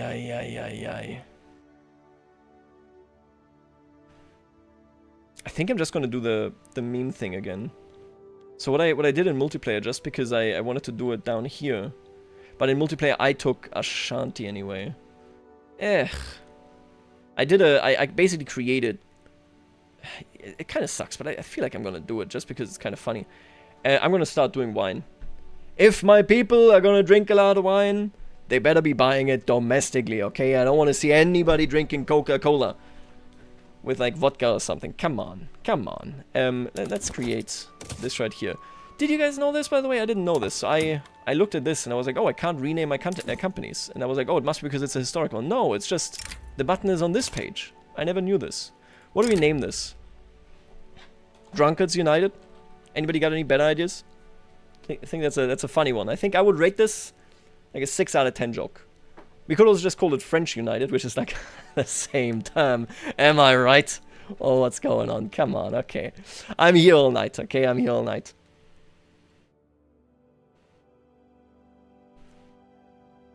I could have gotten Schneider a company. Listen, that's a great idea. Sadly, we're drinking. Vive la Vinos. Le Drunk. So I will also say this, and I haven't seen much in terms of obsessions, but maybe it's just the pop growth, but I have to assume that they changed buy packages as well. So a buy package, just to describe this for people that aren't modding the game, of never really modded or looked into modding the game. You have certain buy packages, and they're paired up and all that stuff that describes what do these guys want. Like what is important to them, what do they need. Can we actually see this here? Oh, I forgot whether we see this here. Basic food, there you go. You see this thing right here. So, consumed by Pops of Wealth level 29 and below, you can track this. There's like a whole graph that is like super complex. Don't worry about this too much. I don't know whether these modifiers here, like the equivalent is different, but I really love the way that consumer goods work. Liquid Death, I get this one. The way consumer goods work in this version. They used to be good, but kind of mediocre in comparison to just focusing on like pure industrialization. They are so worthwhile, like, you know, doing like river meat and all that stuff. You can actually pull that off now. It's nice. I think it's a really good change. The virtue or the joy of building up your economic sector and then going, haha, everybody is now receiving wages. They can start purchasing what I want to sell them. Now that is good stuff. That's what I'm talking about. That's also the issue, right, with the Japan save, where like you can make people happier, but like in 1860, 90% of our worthless peasants, they are on subsistence farms, so they produce their stuff anyway. They only purchase a little bit from the market. But it's like, why are you making them happy? Just put them in a factory, make them feel bad for like 40 years, and then you can lower taxes and you'll be all good. That's really what you gotta do. Now let's observe this for a second here. Yeah, okay. See, I'm still not sure whether they actually fixed this now. Can I still just like assign a unit here? And that unit then also gets to attack without any malice? I hope they fixed it, but I'm not certain here. I've been trying to play as Central America and don't have a clue at all how to trade, so far I can only buy. Isn't Central America still just like 1.0 content where you literally just drop dead within 2 seconds because of the radical increase? I haven't played Central America in 8. Well, whoop, and they're gone. Yep, that's classic. They may have overdone it a bit. In Dynam campaign, my pops would only consume fruit instead of regular food. Yeah, okay, fair enough. Like the balancing, I'm not so sure. I basically, for me, it's just I prefer the new status quo where the baseline is, this is going to be good. Like, you're not going to regret investing in that stuff. I think that's a really nice starting point. Is anybody here playing Stellaris, by the way? I heard so, okay, listen. Okay, no offense to the Stellaris devs, okay? I love the Stellaris devs. I've only talked to them once at PDXCon 2022. They were amazing. I love talking to them. We'll do it again. But, like, obviously, they, like, love releasing hot patches, hot fixes, right? Is that actually that bad? Because I also played a little bit of Stellaris multiplayer, like, a week ago or so, and I actually had a good time. I thought it, like, I didn't understand everything because I hadn't played the game in, like, 2 years. I was playing a, you know, one of those, like, Living Planets things. I thought it was kind of fine. Is performance, like, is it good? Like, is it right now? Is it in a state where, like, this sucks and it still needs more hotfixes? Or is it like, oh yeah, and look at this, by the way. Right. That shouldn't be happening. We don't get a malice. So, basically, this is fried. This is cooked. They still haven't fixed it. That's annoying. Getting naval invaded and just everybody can assign themselves. Well, unlucky for them. For me. Just another Thursday. I've been enjoying Biogenesis. 4.0 launch, it's been a lot of fun. Wilderness is very fun, but the game is a bit broken.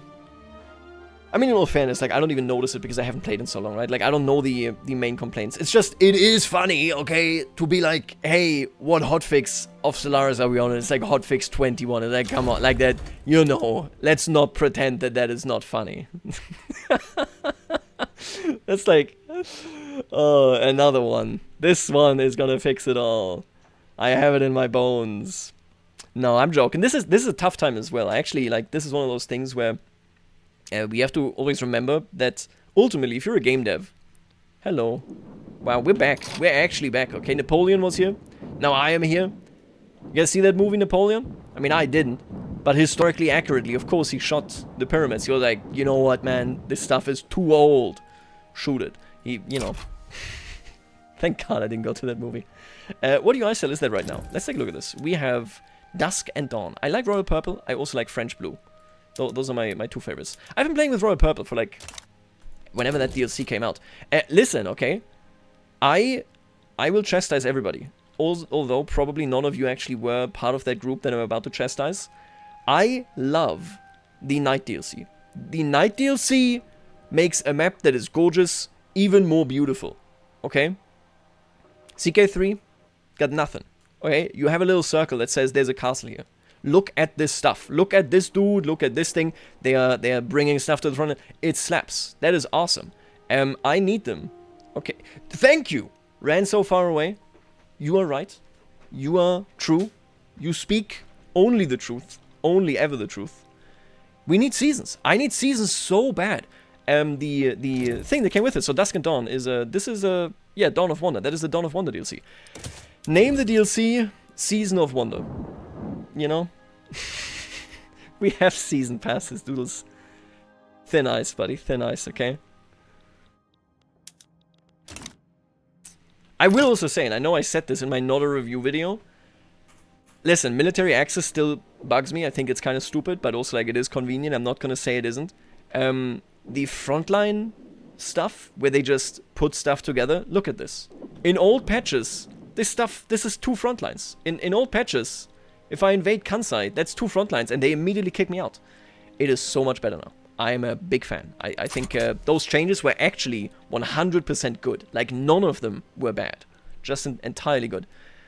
What do you think about Pedro II and the modern cause for Brazilian monarchy? So I'll be honest with you, okay? I don't want to take any serious positions there, because I don't know that, okay? Brazil, much like Mexico, actually, I very recently, which is like to say a year or so ago, looked at their population numbers, and I was like, how is that possible? I thought both of you were like 20 million people or something. That is not true. That is not true for neither of them. I, at the very least, will say that it's the rare case where I do feel completely undeserved. Like, I'm not a very nostalgic person in general. I think I'm very eager kind of to move forward. But basically, the Pedro II content in Victoria 3, and the more I read about it, goddamn hedgers, welcome to the party, pal. The more I read about it, the more I will say that if I was Brazilian, I would be like, holy moly, I can actually literally pinpoint when everything went wrong. Not in the sense that I endorse any modern case, because I don't know about anything about this, but it's like, imagine if they had just managed to move forward. The individual anecdotes, the ambitions that he had, and that his daughter, it's like, that is so promising, and instead, you get a coup where, like, the prime minister is told by the cooing party that this isn't the coup d'etat, it's just like them stepping down from government, and what a mess. Okay. Like, Jesus. There could have been something else there. I think that is very fair to say. What thing would you love to see added to the game? Navy. It's the Navy. Listen, I was fighting just yesterday with a friend. I was like, I don't care what you say about... I don't even know what he was talking about. I forgot. I don't listen to people when I talk to them, okay? He was like... What was it? He was like... I I think he was complaining about construction sectors again. And I was like, I literally don't care. I need the Navy. I need the Navy, man. I did that video. I stand by everything. I think it's all completely correct, okay? I need the Navy. It's big. How do I keep my investment pool low? I don't have the income for the amount of construction sectors. I need to decrease the pool, often as a small nation. So, the answer kind of is that you either, and this is very tedious, always keep your own government construction very short, which is essentially you going, I have to micro this a little bit. Wait, are you cut off from the market? Oh. No? Oh, somebody's already building it. I don't even need to do it. I love capitalists. So basically, you only ever queue like 5 things, and then it's just very tedious, don't get me wrong. Simultaneously, the other option is essentially to just go really, really hard on an unfair taxation and just make more money. If you're gonna outgrow your credit limit anyway, then it's not that big a deal, even if you go negative. But the reality is, listen, you're asking the wrong guy in that sense. Like, what I would actually advise you to do is that if you want the AI to still give you competition in the late game, stop building. I'm serious. What I start doing in like 1870, 1880 is I largely stop building, because if I don't do it, I'm gonna be so ahead that like competing with the AI that there's no point to it anymore. You know, yeah. Obviously that's not a good advice to like learn the game, but you know, if you're gonna be rich, you're already rich, you're good, you're golden. You know, don't sweat it. Don't worry about it too much. This game needs a robust naval system. You should watch my video. I made a video on it, okay? I read so much theory, and I really want to reiterate, I do not care about boats. I have read a crazy amount of boat literature now, both on medieval boat stuff and Victorian boat stuff. It was not like our monarchist period was that good, but God, the First Republic sucked. Yeah, that's exactly it, right? You just have like the... There's just like a historic, basically, fork in the road. And no matter how you look at it, like no matter what else could have been and so on, it's like, that is kind of unfortunate. But ultimately, listen, you gotta make the most of what you got. That's ultimately like, oh, hello. That's ultimately where we are. So we have now Springtime of the Peoples. I could slow down. Let's take a look at the radicals right here. So if they rebel, I think we will collapse. If they become insurrectionary, I will collapse. Yes, I will.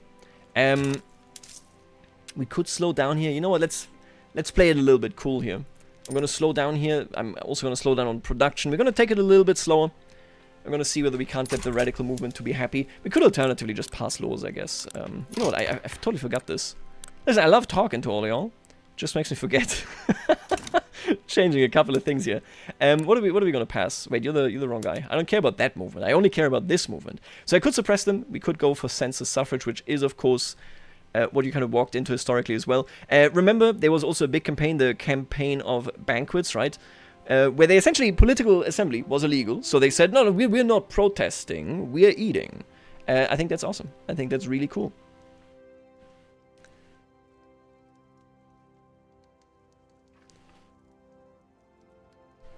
Didn't the AI get a lot better at building an economy with... I also call it that, but I can't pronounce that, okay? They did. So, fundamentally, they did. Listen, it depends on how good you are. I would fundamentally, if you're really good, just still keep it relatively easy because you're going to run away with it. If you're not that good, just keep building, if necessary, micro. But I would fundamentally say that especially if you're a small nation, and especially if you have a really big investment pool, you can just at some point leave it to that investment pool. The optimal thing is obviously like to blob a little, to grab more stuff, that kind of thing.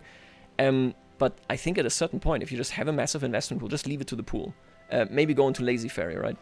Is it just me, but monarchies in Vic 3 should have family trees for rulers and important noble houses? I get where you're coming from.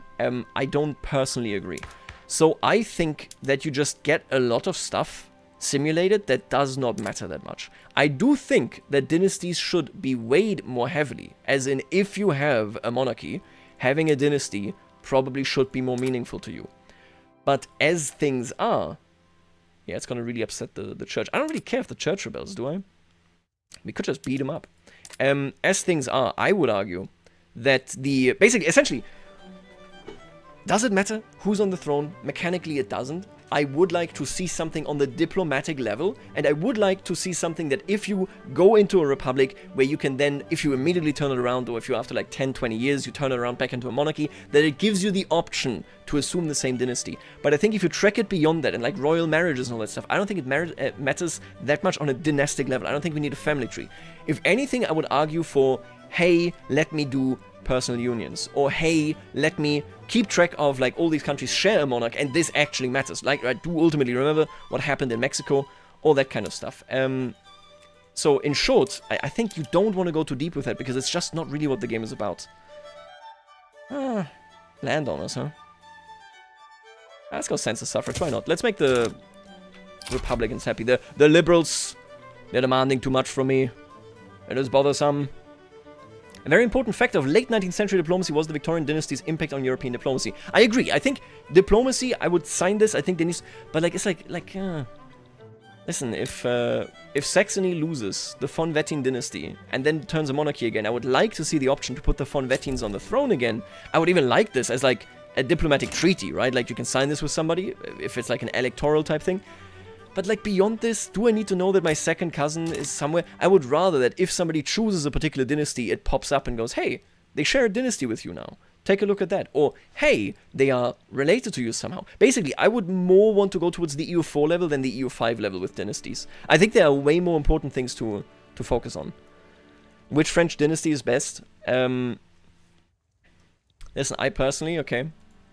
And I know that Germany, and I mean the wars were brutal and all that stuff. Austria sides with Egypt. I know the wars were brutal and all that stuff. Oh, I can't go with the Ottomans, right. Napoleon gave Europe a shake-up and simultaneously also gave us the Code Civil. Not for truly good reasons, but I mean, you know, he's Napoleon. He's just like an emperor guy. I don't remember any other French dynasty doing that for us. So that's pretty neat. I think that is pretty good. Let me actually hike up the taxes again. Let's make people a little bit angry here. Okay, let's, for 1 second, let's talk a little bit about EU5. I don't cover it on the channel, right? At least not yet. I'm gonna play it 100%. I am liking what I'm seeing. I really like so many ideas of EU5. I haven't played it, obviously. I did one video on it where I, like, mostly focused on the UI. I will tell you right now, and this is something that I've come around on, I think that it is the wiser decision if you want a game that is very quickly, very good. Like, it's just very passable, no matter how you change any bugs. Oh, come on. Or how you change any systems and like, balance and stuff. EU5 is extremely systemic, and I personally feel that there's a really big risk that if they screw up even one of the systems, like it's too strong, it's too weak, it's whatever it might be, that we run into an issue where you will only see that fixed way further downstream. And I find that very, very dangerous. Look at Victoria 3. I like Victoria 3. I've always liked Victoria 3. This is a fact, for better or for worse. I've criticized it a lot, but I like this game.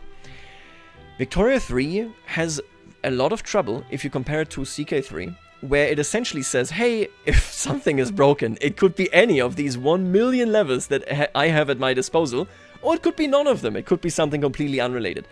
If in CK3 something is broken, hey, this modifier is too big, hey, this event pops up too much, you know what you do? You sit down and you change the modifier. Like that's the whole thing. That's all you do.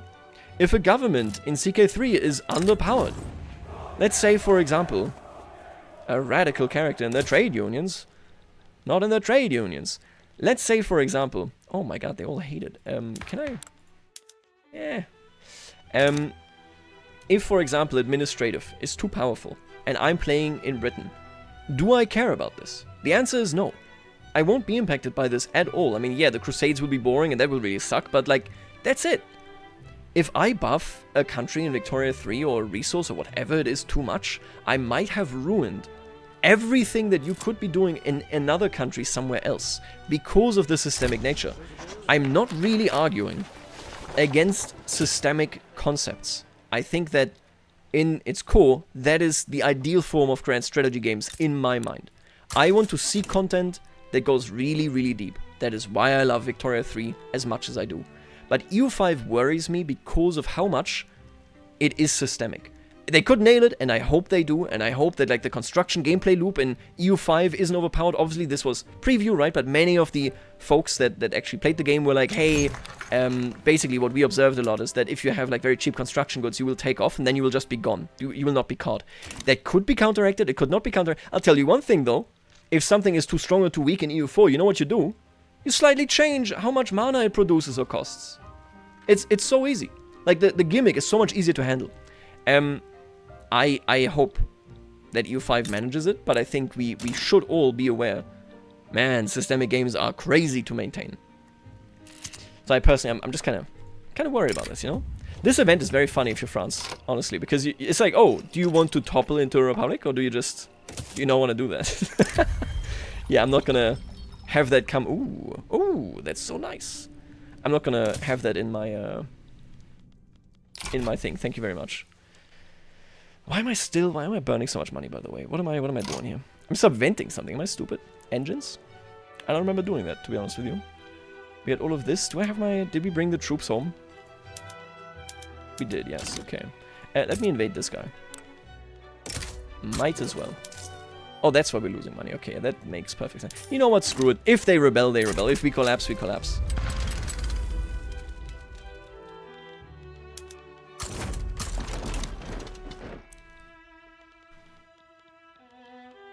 Nobody else is doing all too much. Oh, they're killing the Iron Confederacy. No, Big Bear.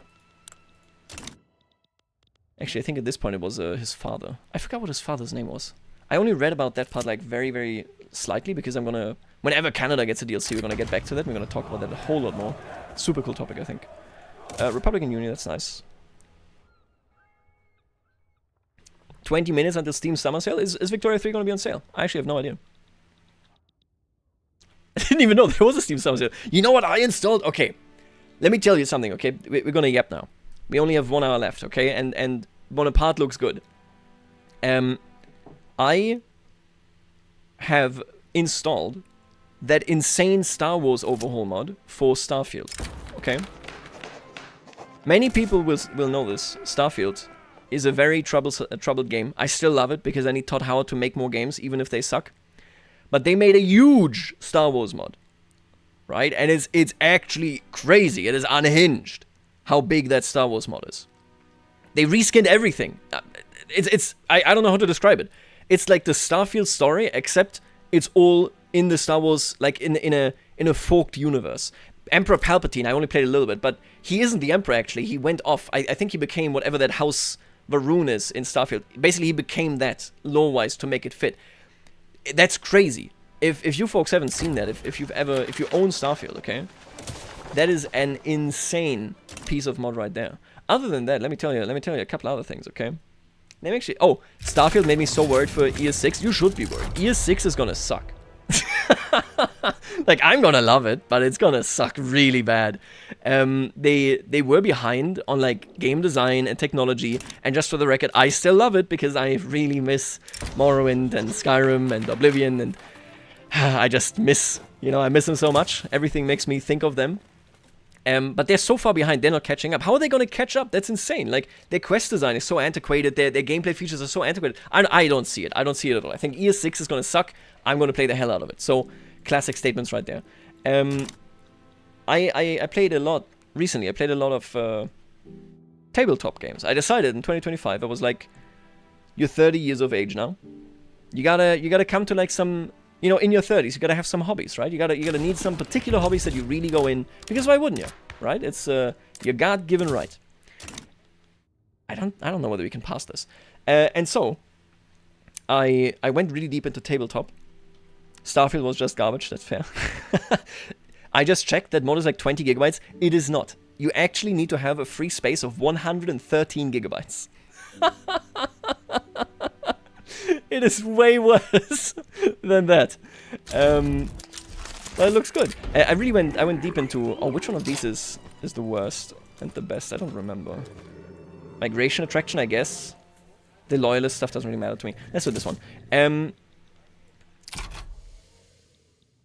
I went into tabletop. There's a really great one right now that is called Grimwild. It's very new. It's narrative first. It's a really nice one. and I had 2 groups until recently. I finished with 1 group. The other group is still running. But I had 1 group that was made up of 2 people in that group were YouTubers. And I gotta tell you, I think tabletop as content could be pretty fun, but also I would never do it because you have to put so much work into that stuff. You know what I'm saying? Like I put a lot of work into my tables because I love doing it. Ooh, can I get my land? But man, they were fun to play with. Hello, Lady Saffron. How's it going? He doesn't know I commissioned him a live 2D model. I hope you didn't. Are you gonna start streaming on YouTube every once in a while? The answer is yes. I am going to stream.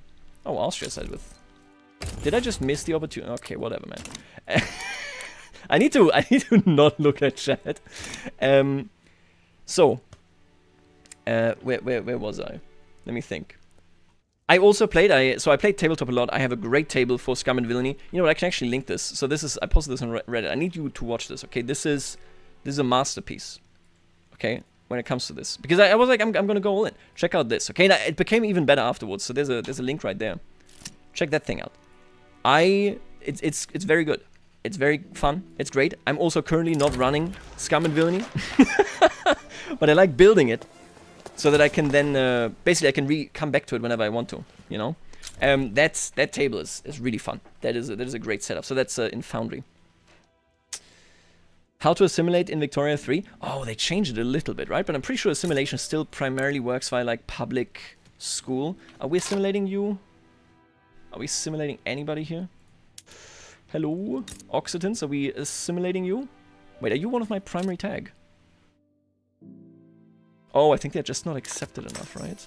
Man, that's a good question, actually. I haven't thought about assimilation in a while because it just kind of works.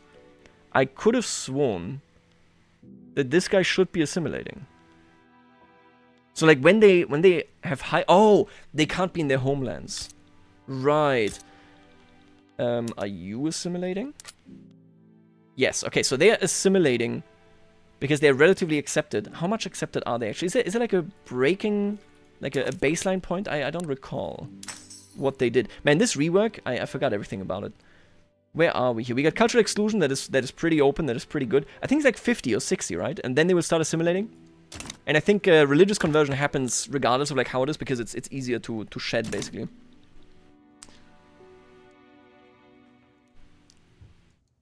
I will say, I was thinking about assimilation, right? And I was looking at that and I was like, you really feel it in Quebec, where the Franco-Canadians stand no chance. With the new migration numbers, they just get eviscerated. They cease existing. Especially because unless Quebec founds Canada, for the longest time, you're gonna just be Anglo-Canadian, because you only get Franco-Canadian or Anglo-Canadian, respectively, once you actually form Canada. So the longer that takes, the worse will the Franco-Canadians be. Ah, my law, please!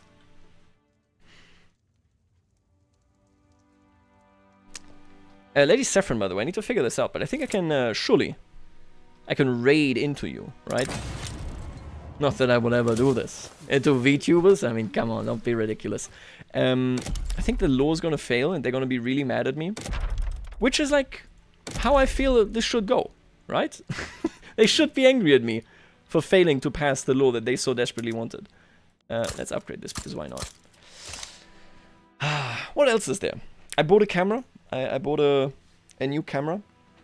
I notice the older I get, okay? And I'm talking like I'm very old. But that is just because I'm actually 60. I'm lying about my age, obviously. I really like memorabilia. I don't care about... like the exact nature of it. It's more about like capturing the feeling and kind of reminding of this. I really like this. I was like, you know what? I need a good camera. I need to carry that thing around with me, and I need to go. Hey, I'm gonna take a photo. By the way, I got interrupted mentally. Oh yeah, look at that. I really screwed up our development strategy because I'm reading chat. No, I built iron mines. I remember this. And then swiftly, of course, I forgot to build anything else. That's always very good. Auguste Comte, I think he's like a real guy, right? Yeah, there he is. Auguste Comte, philosopher of the sciences at the École Polytechnique in Ile-de-France, has published a treatise on the reorganization of society along positivist principles. If you're so positivist, why don't you go to Brazil, buddy? Customize stream and then redirect. I'll ponder this. I'll try to understand it. Ready boy, thank you for joining. It was great having you. Listen, I gotta tell you one thing, okay? Don't call me old, I do the same and I'm only 21. You gotta do in life what you love, okay? These are the most important elements. And I don't even mean this in this like, you know, you gotta... Oh, they're actually doing both! Godlike. Actually, godlike. Oh god, wait a minute, that means they're coming for us. We're gonna die, everybody? We're gonna die? I'm playing this game too passively, you know this? This is the one circumstance where I'm actually gonna get owned by the AI. You gotta do what you want in life, and I don't mean this in the like, you know, be like a wild rebel out there. I mean more like it's like the small things, okay? If you ever find yourself thinking, I appreciate something, like this is something, whatever it is that makes me happy, you gotta just go like, you know what, let's do this. It's the quintessential thing, you know, don't forget about it, it's easy. Prussia already starting the unification arc in 42. Yeah, Doodles coded them very poorly, scripted them poorly, I mean. They're too aggressive. No, the real news is that they, in the, like 2 hotfixes ago, they would only demand one of these and would have to do 2 wars against Denmark. Now they're demanding both, which means they can immediately go against Austria afterwards and screw me over. Swirling discontent. Yeah, I don't like them. Denmark back down, yeah, it's over. They are cooked. It's over. I am cooked. I have built the economy in the worst possible way, quite frankly. And I will be reaping what I sowed, which is disaster. This is actually like the one time where I'm just like, because I have to read, I cannot play the video game well. Harder than you thought to do a video that isn't pre-recorded. How do you know that this chat and this stream isn't pre-recorded, Lady Saffron? Your comment was sent from my bot account that I set up 5 days ago.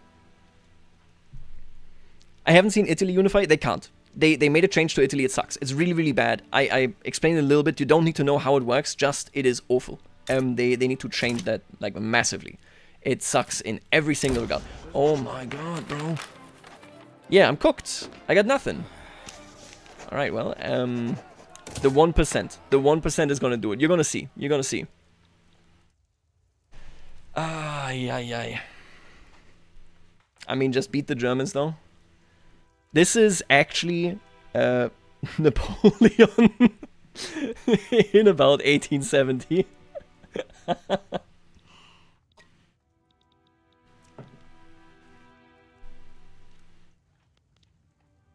What do you think about how it feels to fail on different games from Paradox? In my opinion, for example, it's funny to have setbacks in CK3 and in EU4. I completely agree. So, I mean, EU4 is a special case. EU4 is a board game, and I don't mean this in a derogatory way. It's not for me, but it's a board game, and it's really, really good at a board game. If you've ever played a board game, you will know that winning always just feels so much better, because that's where all the mechanics are pointing. CK3 is kind of like, it's like a vibe game, okay? You can hop in there and you just vibe. You build whatever you want to build, you play your character however you want to play it, and if you fail, man, we got landless now. You can do whatever the hell you want. It's just a really, really different design principle.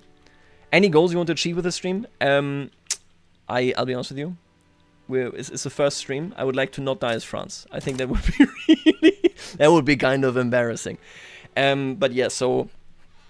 EU4 is very particular. You should all, by the way. And I played it with the creator of the game at PDXCon 2022, actually. Amazing guy. I played it with Monte. You guys know Monte plays? Well, I didn't play, actually. I sat down next to him. We were shooting the shit. My apologies. Watch your profanity. We were playing the EU board game.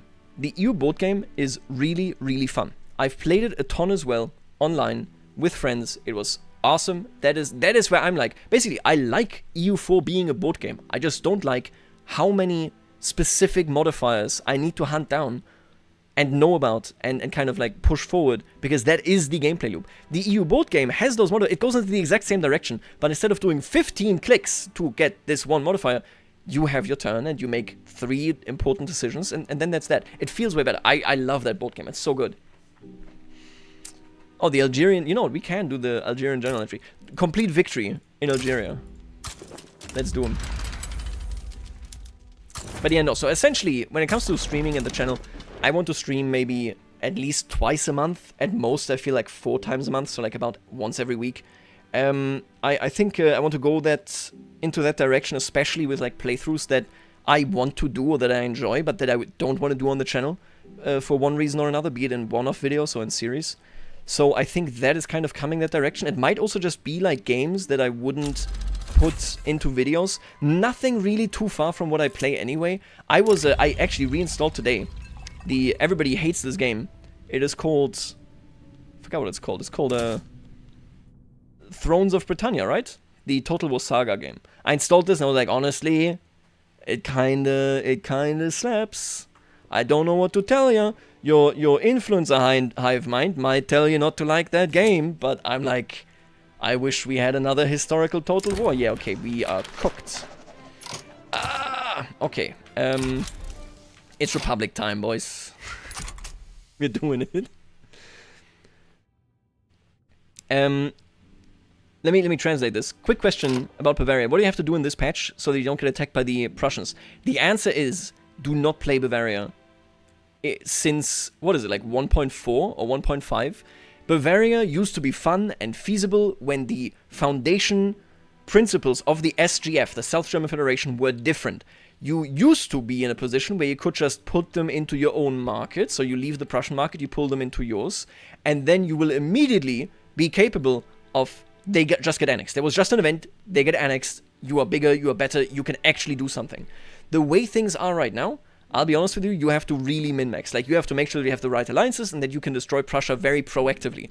They changed it so that the SGF can only form, and you don't get anything for free, you only get them when you actually form it. It can only form under the same conditions as the NGF, which is, this needs to be resolved, which you don't have any control over, at least Prussia does it now, but this needs to be resolved, and you need to be the single unification candidate of Germany. They're stupid conditions. I hate it so much.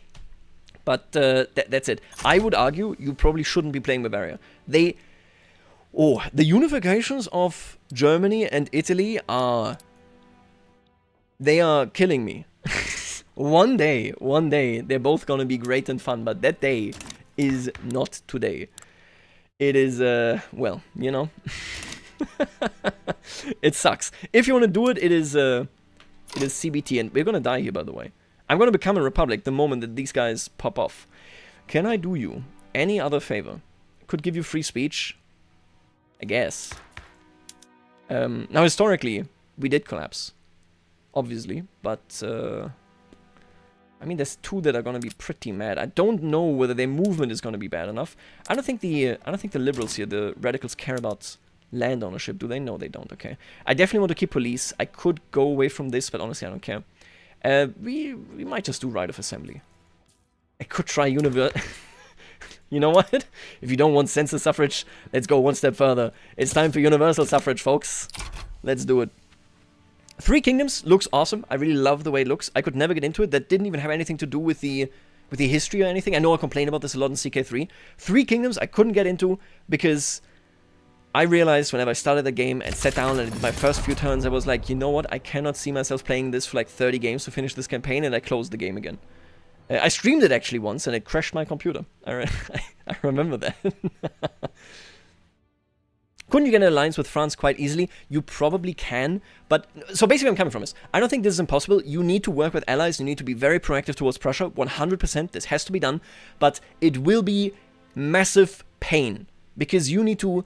have Prussia destroy Austria, and then you destroy Prussia, or you have to destroy both. But the short of it is that what you have to do to make this work is just annoying. It's super, super annoying to get that done.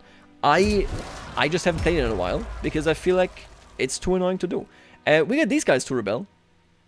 They don't crash me into being not a monarchy, so... You know what? Let's beat them up. It's kind of funny, right? They're rebelling against their own king.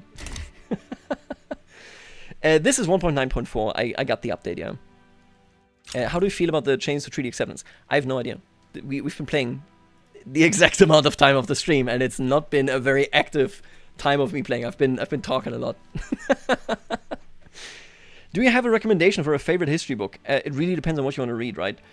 This is very, very loose, and you need to get good about your work ethic in that regard.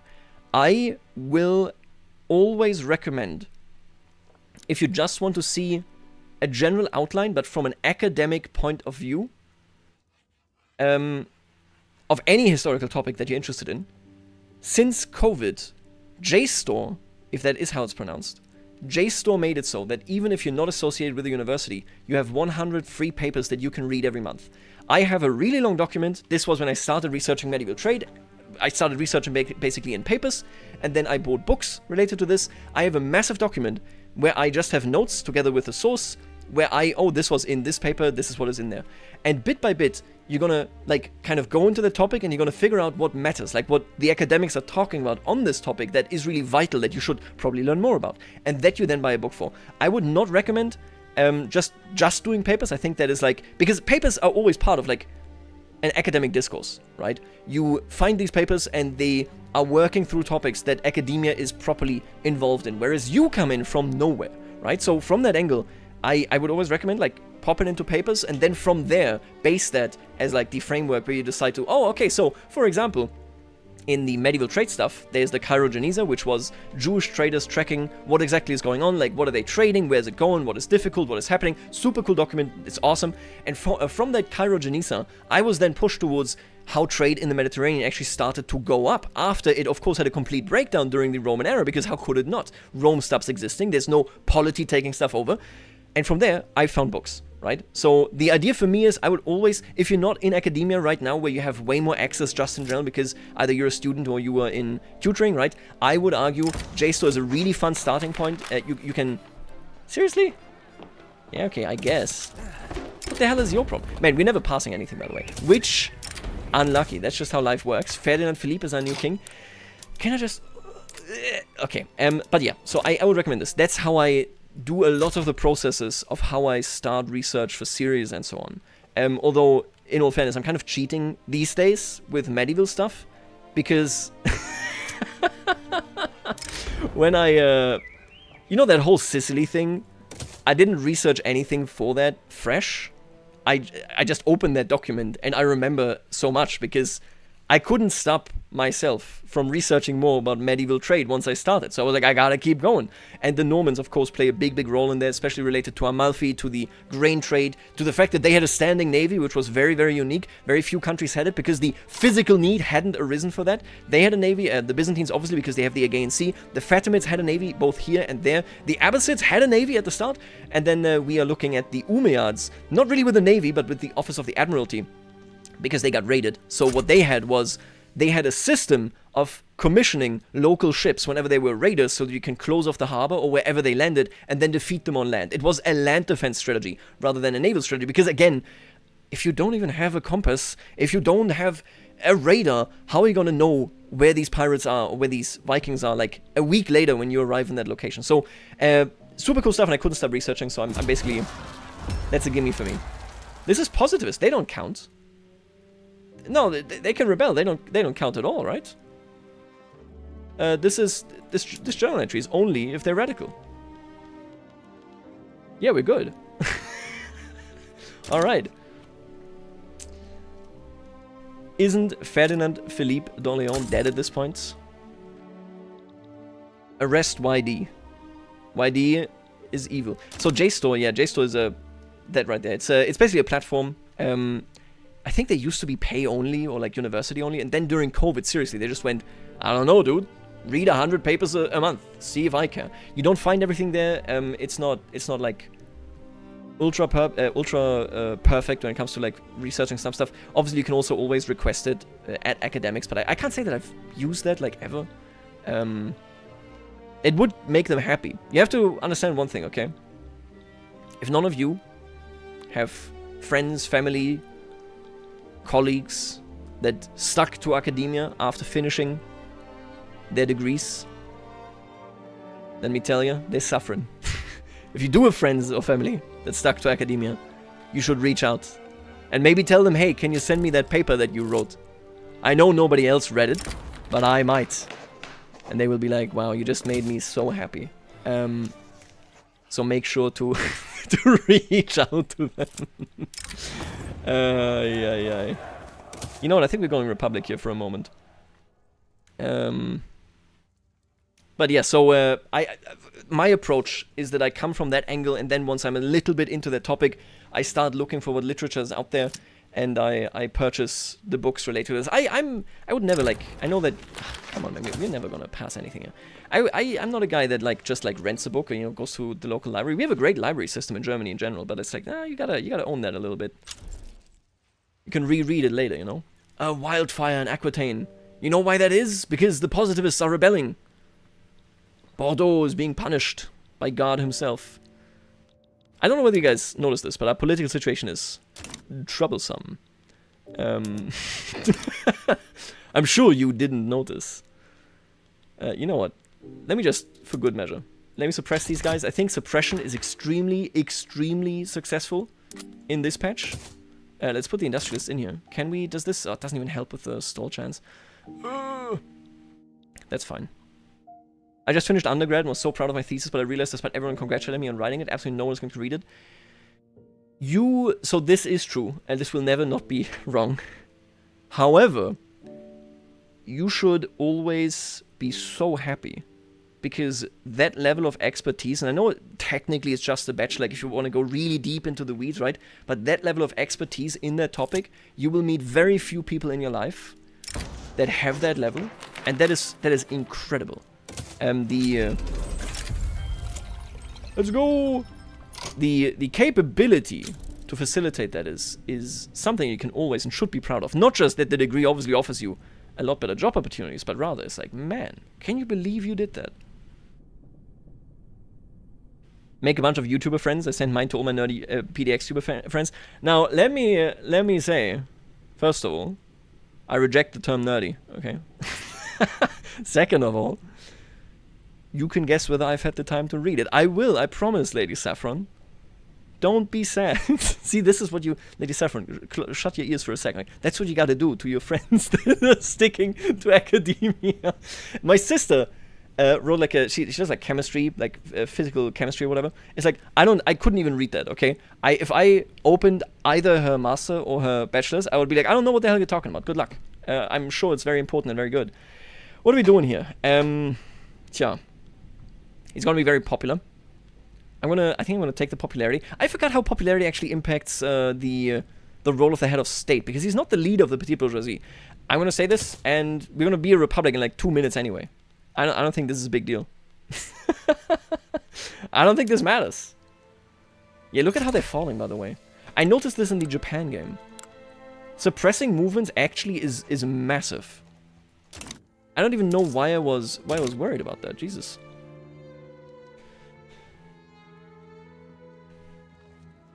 Franchising. Oh, I didn't even notice. Wow. Massachusetts? Oh yeah, You won't believe this, but I already forgot that we had made an investment deal at the very start of this stream with the US. I'm gonna let these rebel. Screw it. Let's do it. Let's knock them dead. I played the Congo during the free weekend and went bankrupt 3 times trying to build trade centers only to see isolation Islam. Okay, that's really good. That's a funny one. That's a really good one. Those are the small things that you overlook because only so few countries have it. Yeah, we're cooked. Okay, we're not passing anything, but I don't think it matters. I don't think the radicals. Yeah, they're just gonna disappear as a movement in 2 seconds because I think suppression is too powerful. I really do. It's good to know. If I learn one thing from this stream is that I should never even be worried about the French journal entry because I can just get them out of here. They're just gonna be eviscerated. I think once they hit like what, like 2% or 3%, right? They just stop existing. They're down to 455,000. It's over. Yeah, okay. Well, I could voluntarily become a republic. Wait, let me actually double check these guys. Can I just... Oh. What? Wait, why did the positivists calm down? What's your problem? Did you not want universal? Oh, you did. Right, they're positivists. Okay. Well, it's over. Vic 3 LAN party. Okay, Andreas, seriously? So this is not me gonna be like, yeah, let's do it. This is me going, I haven't thought about LAN parties since 2013. That is crazy. You just made me think of a concept that I haven't had enter my mind in over a decade. Jesus. Yeah. Man, we used to have LAN parties. We were playing, what was that? We were playing Call of Duty. Call of Duty, what, like 4 or whatever it was? I don't even remember. And when it got really late and we all were super tired, for some reason, every time we booted up Titan Quest. I think Titan Quest you can play in multiplayer, right? And we would just do that. We didn't really do anything because we were tired as hell, but, you know. That is a memory. That's really all I can say. What Paradox game is in the best state? What Paradox game has the brightest future? That's an awful question. The best state. It's probably Hoi 4, right? Like, they are really deep. All of their systems are working. All of their designs have come to fruition. It's probably Hoi 4. The brightest future. Despite all of my reservations and negativity, I think that contest, just like options-wise, is between EU5, CK3, and the inevitable Stellaris 2 and Hoi 5. Just because of how much potential there is. Victooooooria 3, I think, can become my favorite game. But because of the relatively, like, very thin time span, it's just 100 years, I think the potential of what absolute, like, madness you can do in it is lower than in other games. Vicky 4. Hoi 4 is some of the worst DLCs. I don't disagree. But the, everything that they've done with regards to, like, supply and all that stuff, that is incredible. I think the state that it's in, and obviously I didn't upgrade this enough. The state that it's in, it's actually very impressive to me, to be honest. They haven't attacked yet. That's interesting. They haven't declared war. I guess it's because of Russia, right? We can probably just wipe out Prussia if I become friends with Austria here. You think I can get a defensive pact? How much is it? 70? Let's get better relations. Maybe we can make that happen. Let's get trade privilege. Oh, you. How dare you? Let's hugbox, okay? This is the first update I've seriously enjoyed Victooooooria 3. That is such a... Yeah, I've played before. I've always hated it. It's fair also, just for the record. How excited are you for the next DLC for Vic 3 on Austria? I think Austria and Spain are actually great choices for, like, story DLC, bespoke content, right? Which one of these should I do? Probably these. For bespoke content, I think it's amazing. I think it's really, really cool. I think also that Austria is, like, difficult to handle. Austria is very complex, whereas Spain and Portugal, I don't think, are that complex in terms of, like, how do you make this into a mechanic. I will also tell you, I would love an East Asia, or maybe even just a Great Qing Dynasty DLC. I love the idea of China content, because China is so interesting in this period, especially towards the end and what followed. It's just, like, incredible stuff going on there. What else? Would I have liked anything more than these?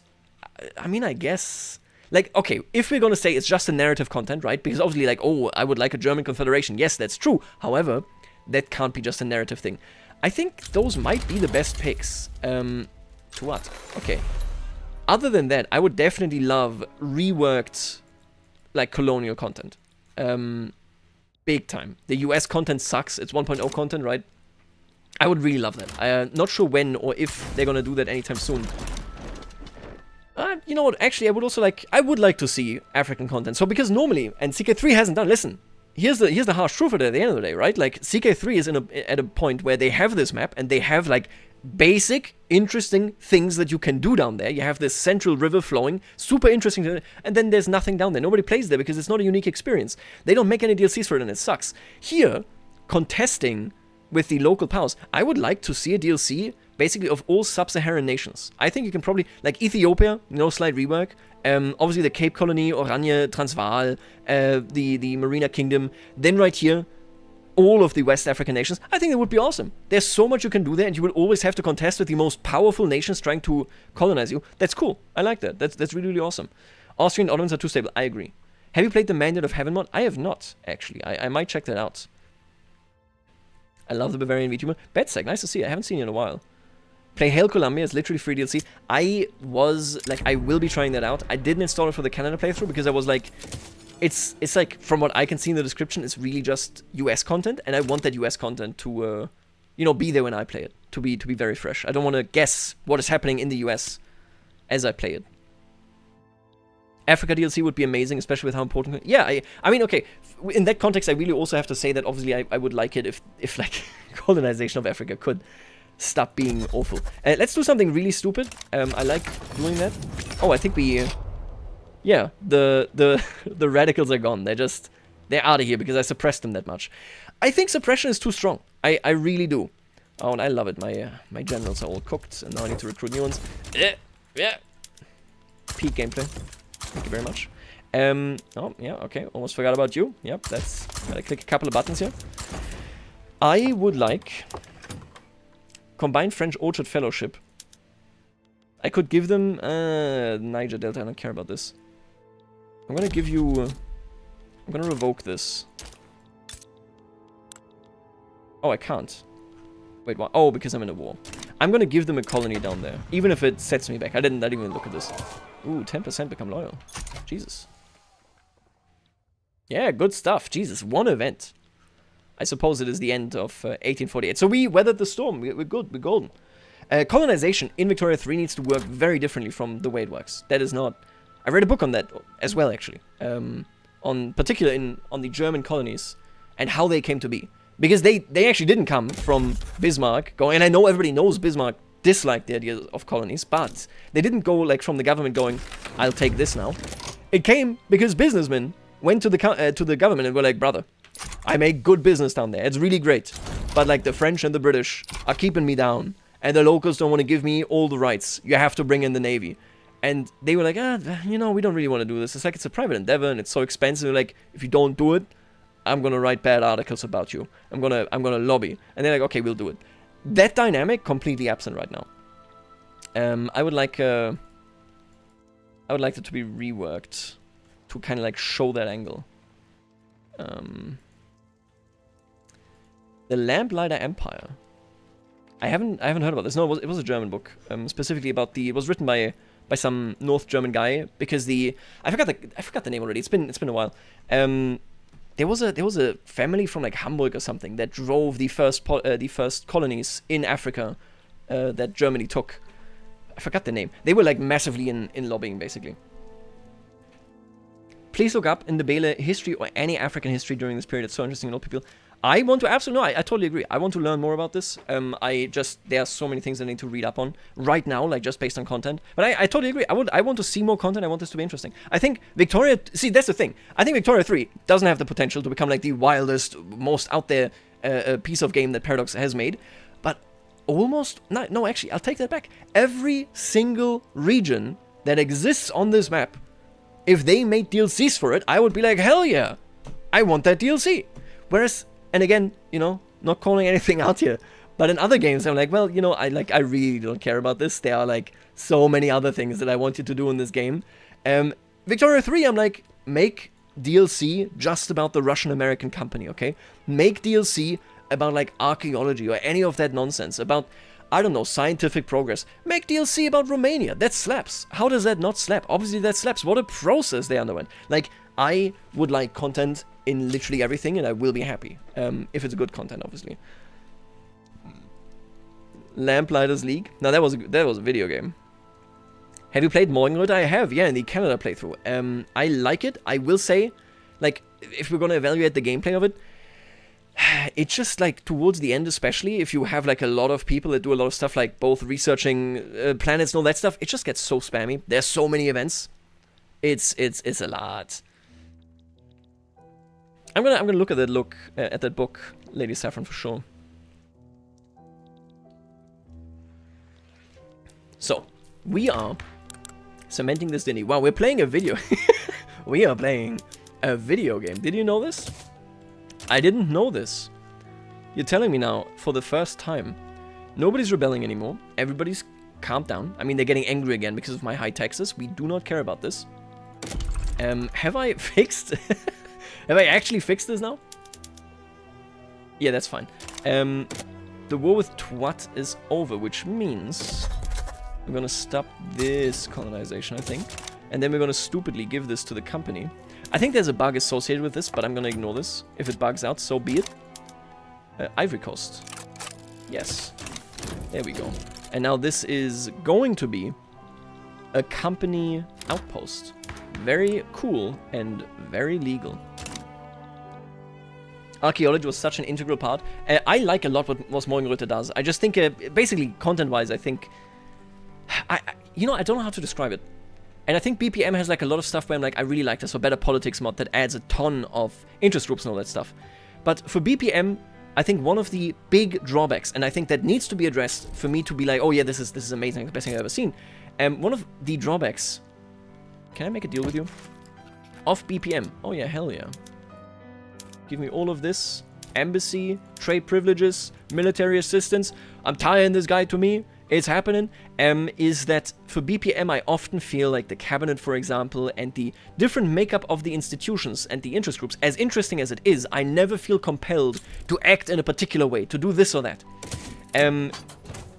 Morgenröte adds superficial stuff, if we're gonna be honest. I'm not saying it is bad, but if we're gonna be honest, Morgenröte adds stuff like, hey, I don't know, this guy, you have a zoo now. You have a nature reserve. Like, this is stuff that isn't there to drive your country into a completely different direction.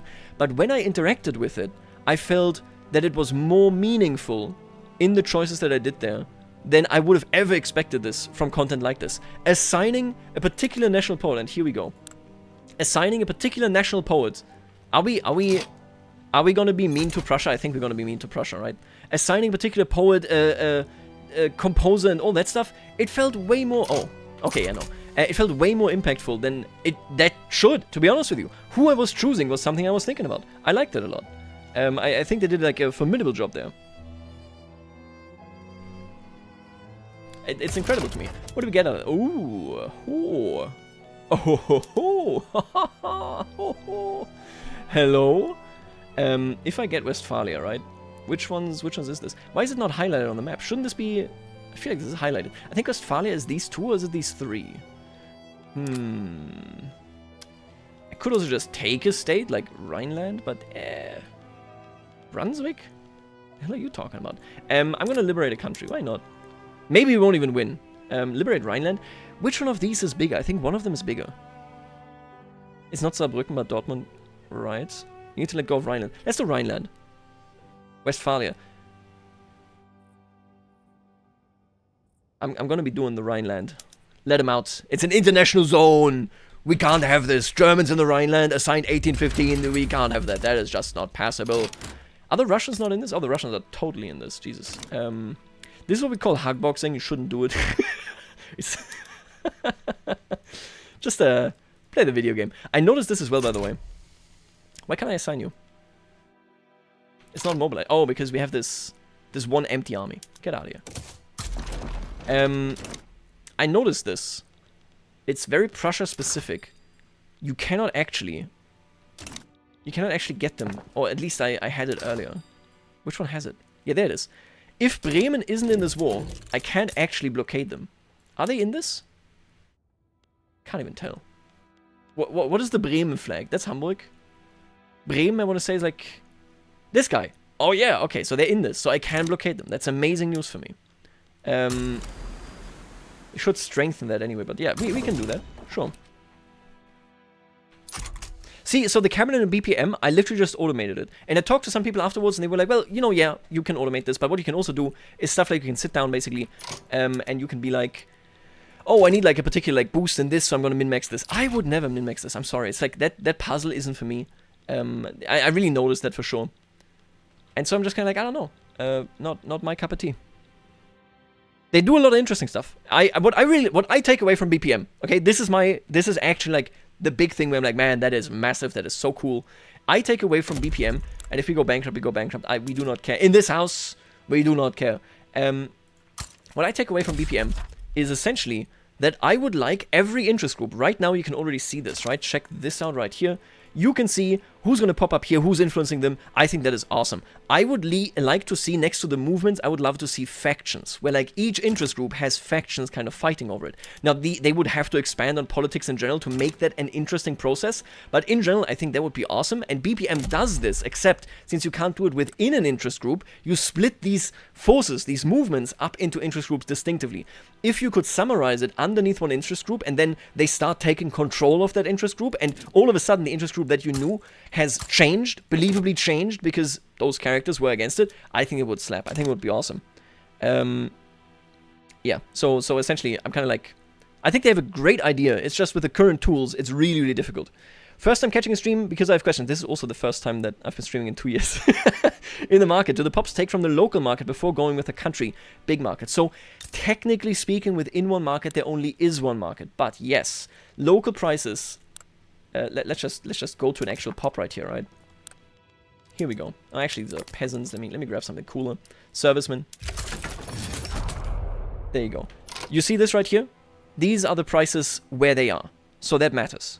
That does matter. Which also means that if you are in France and you have Ile-de-France, for example, and there's a lot of rich people living here and they want a lot of good stuff like wine or something, I don't know, then chances are that your trade centers and such will import it in this location rather than anywhere, because this is where the local demand will be high and the local price will be high. All of this is, of course, determined by the market access price impact, which is certainly a mouthful. I don't even know how we get to, there it is. Market access price impact, right? An increase or decrease to the maximum influence of market access on the local price of a good. So you have the market price, and then how much that market price impacts the actual price in that location is determined by the MAPE, by MAPE, market access price impact. The more backwards you are, the more will the price locally versus the market differ as well. I hope that explained it. They showed up with, damn. Oskar Zulov, what a good name. He's having a bad time. He's not having a good time. It is, so, Mitch, I'm going to be honest with you, it is confusing. This is complex. I need you to imagine it this way. Don't worry too much about how you get MAPE. It's like science and all that stuff and whatever. But the idea is that you have a common price, but factories and all that always buy at the local price. Trade centers, pops, they always buy at the local price. So this price of grain, for example, will differ very slightly. You can see right here 18, 21, 21 in the different regions of France based on whether it is produced there, whether we have full market access, and whether people are buying it there. If they're not buying, if I just have like a huge farm and nobody's here buying this, the price obviously will be pushed down further, but it won't be as profitable because the people here won't be buying it. Everybody else will still profit from it, but not as much as the people directly in that location. Jesus, I didn't even change, by the way. Oh, I'm a bad gamer. I didn't change any of this stuff. Can I do this without a loss? I think so, right? Do I even need to do that, though? I don't know. I'll better do it now than later. It's going to be very expensive, but I think we're going to be okay. Did I bring everything, by the way? I think so. Are you blockading? You are blockading. This guy is in the war. Blockade level 100%. I believe the Prussian market... Ay. You're not cut off.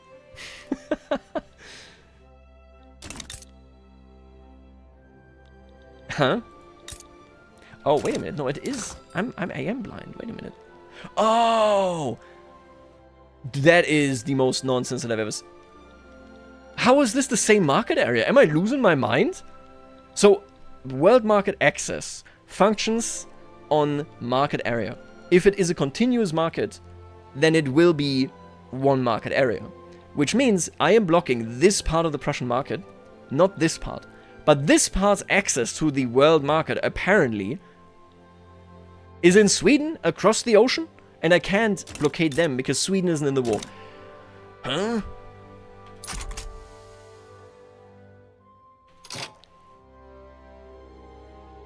Okay, so to put things in ways I understand it, I go to my local grocery store unless it's cheaper in the big city.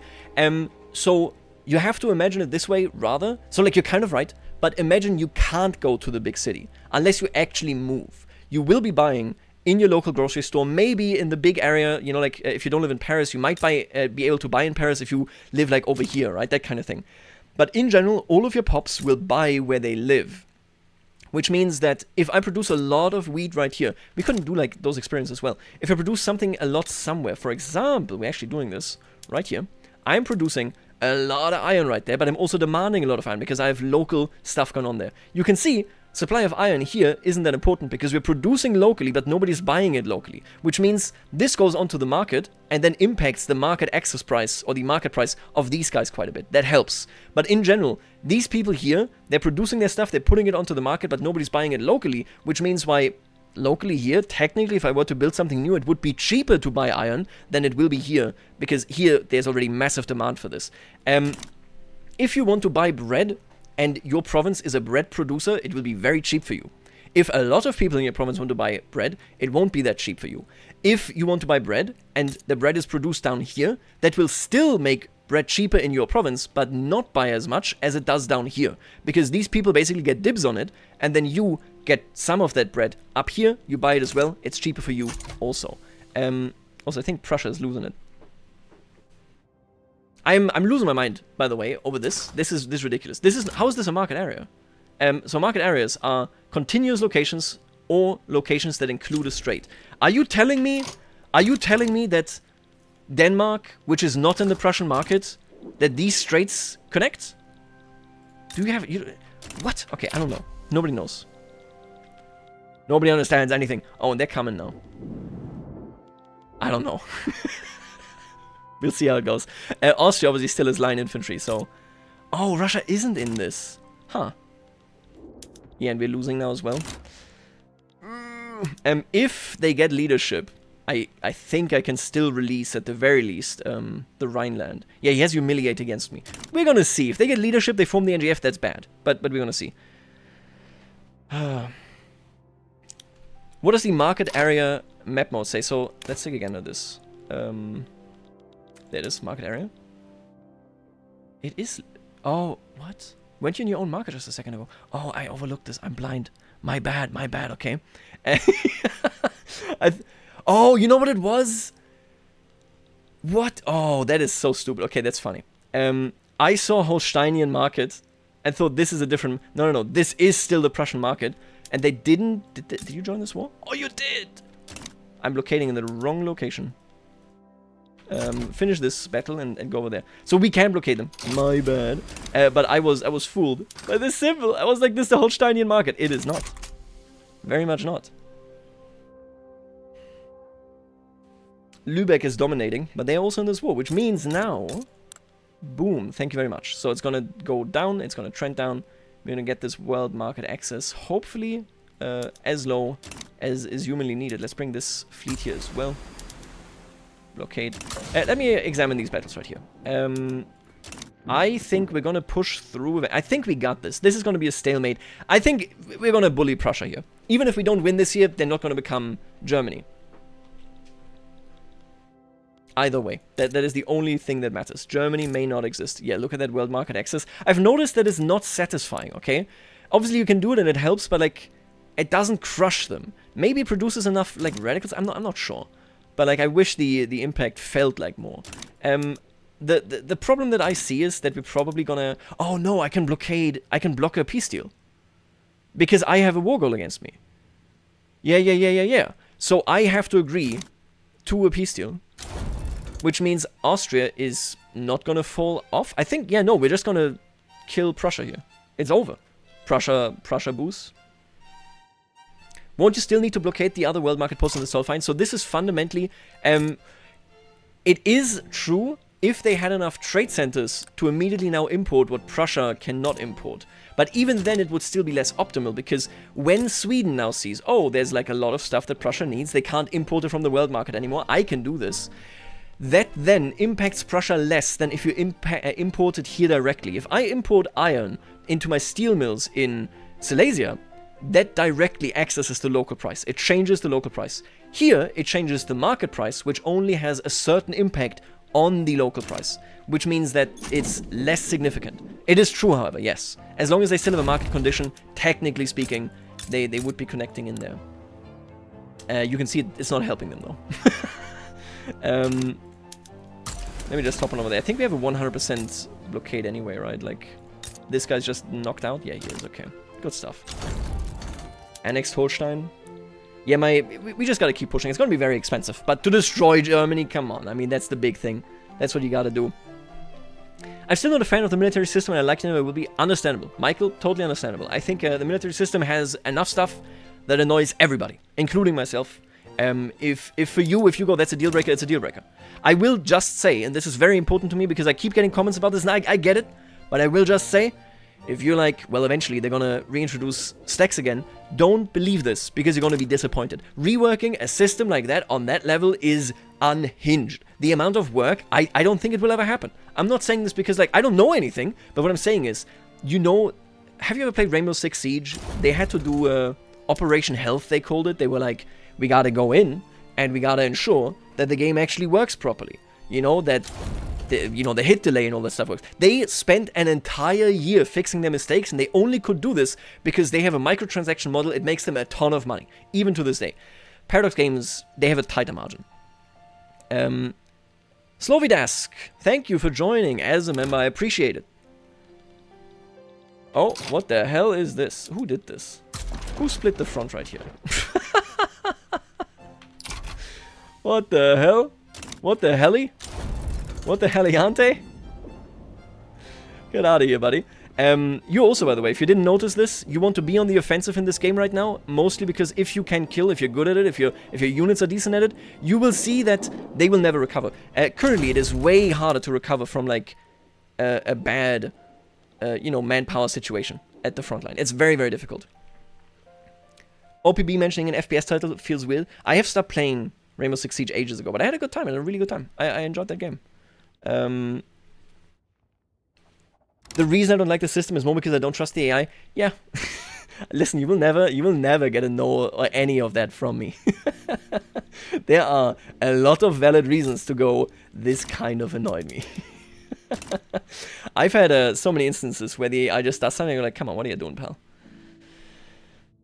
I still remember when you predicted that warfare system in the crackpot theory video. Honestly, that was really fun. I can tell you to this day, I got that idea, and there was a funny video, and I don't remember where it went, where, like, I wrote on the Victoria 3 Discord, I'm gonna go to the store, buy some beer, and then I'm gonna put up a video about, like, a crackpot theory. That was when I had that idea that I thought, I think they're doing that. Or, like, they're doing something different with warfare. And somebody made a video where it's like, you hear, like, you see that text, and then you just, like, hear screams in the distance, like the world is ending, and this is the harbinger. Very, very funny stuff. Oh, they actually regime changed Lübeck. That's so good. They regime changed Lübeck into an autocratic monarchy. The free cities are done, and not just on Twitch.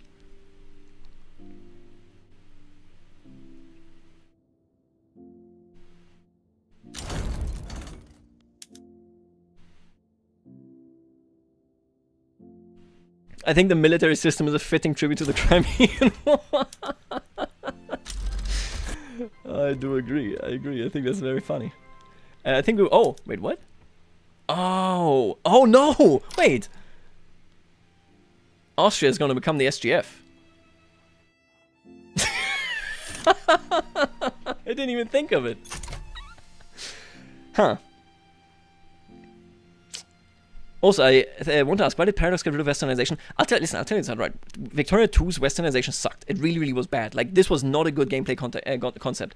What you have now, where you need to reform out of this, is better. I agree that a lot needs to be done about that still to make it more interesting and so on. But westernization in Victoria 2, I don't know, being Japan and invading Indonesia to gather the points that I need, it doesn't, it's, what is even, what are we even doing? It felt odd, if you ask me. Why am I losing this battle? What is this? How am I losing this battle? Who is this guy? Albrecht, what the hell, man? How lost can you be, brother? Damn. What the helly? What is that?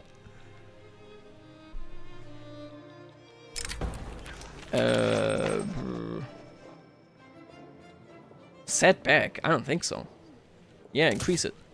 We dispute it. I will never cement him, but that's okay. Napoleon is... Oh, no!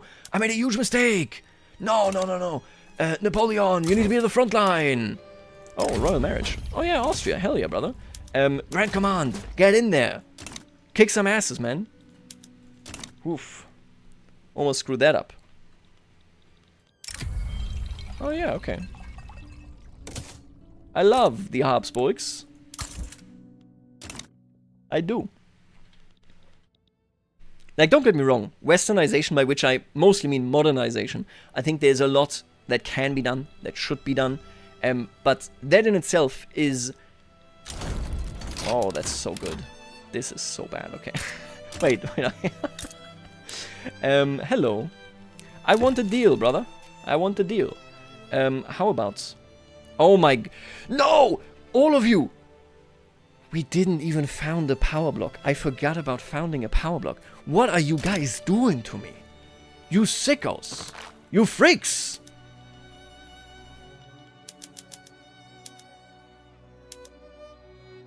I just realized this because I was like, I need to add them to my power block. And then I'm like, I don't have one. Okay. What's the most interesting one? It's not Sovereign Empire. Ideological Union sucks. Let's do Religious Convocation, okay? Can you actually add an alert for it if you're at least a major power? No, maybe only if you're a great power. I'm not sure. But it's like, Bonaparte Alliance, yes. That is all you need to know. And I think everything else you need to know is that this will be the ugliest of power blocks. Why, you ask? Punishment. Punishment. That's as simple as it gets.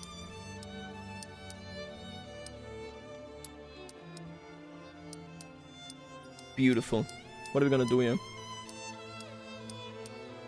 The bear. You know what? We're gonna mock the Germans.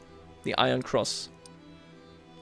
The elephant looks so awkward. I know that it's like a pose that they had historic, but it looks so awkward. It's like... Statue. Oh, that's already terrible. That is so bad. I love it. This is what is this? What is this hand, dude? What is this hand? Hello? What is wrong with this dragon? Yeah, he has a shovel. He has the scales. He has the flag of Yugoslavia behind him. For some reason. I'm not sure. He's busy, okay? He's getting busy. In the name of justice, digging, he plays Minecraft, and this claw hand, which he can use to play in those claw gambling machines. What an incredible piece of art. I will be producing... Oh, I don't know, I'm pretty sure both of these kind of suck. There's a lot of Catholic nations. Income transfer from heathen subjects. What are we focusing on? I guess this is like kind of you dip into America, right? Like South America. This right here would be you go really hard on like Japan and stuff. I guess. I don't really care about this. I'm gonna go with Sacred Civics, right?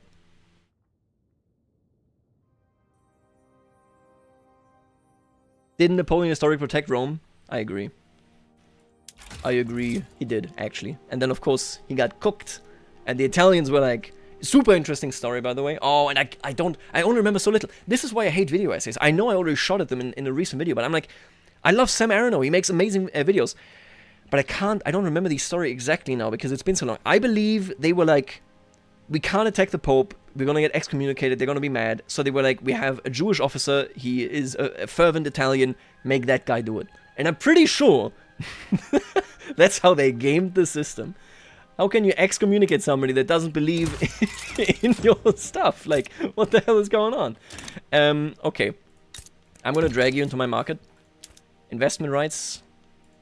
Why do you want investment rights of me in your country? I don't really care about the rest here. Power block embassy? No.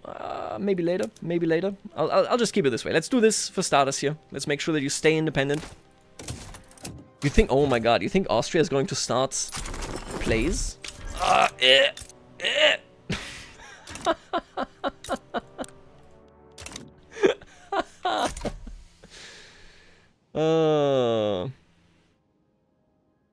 My god.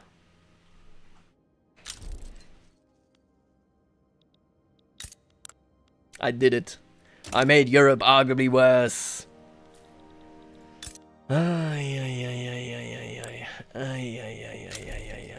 Prussia have begun embargoing. Yeah, okay, I don't care. It's over for you, pal. You're cooked. I was watching your old CK2 DLC tier list, and what was your rationale for adding Sunset Invasion to B tier? Okay, give me one moment, okay? One second here.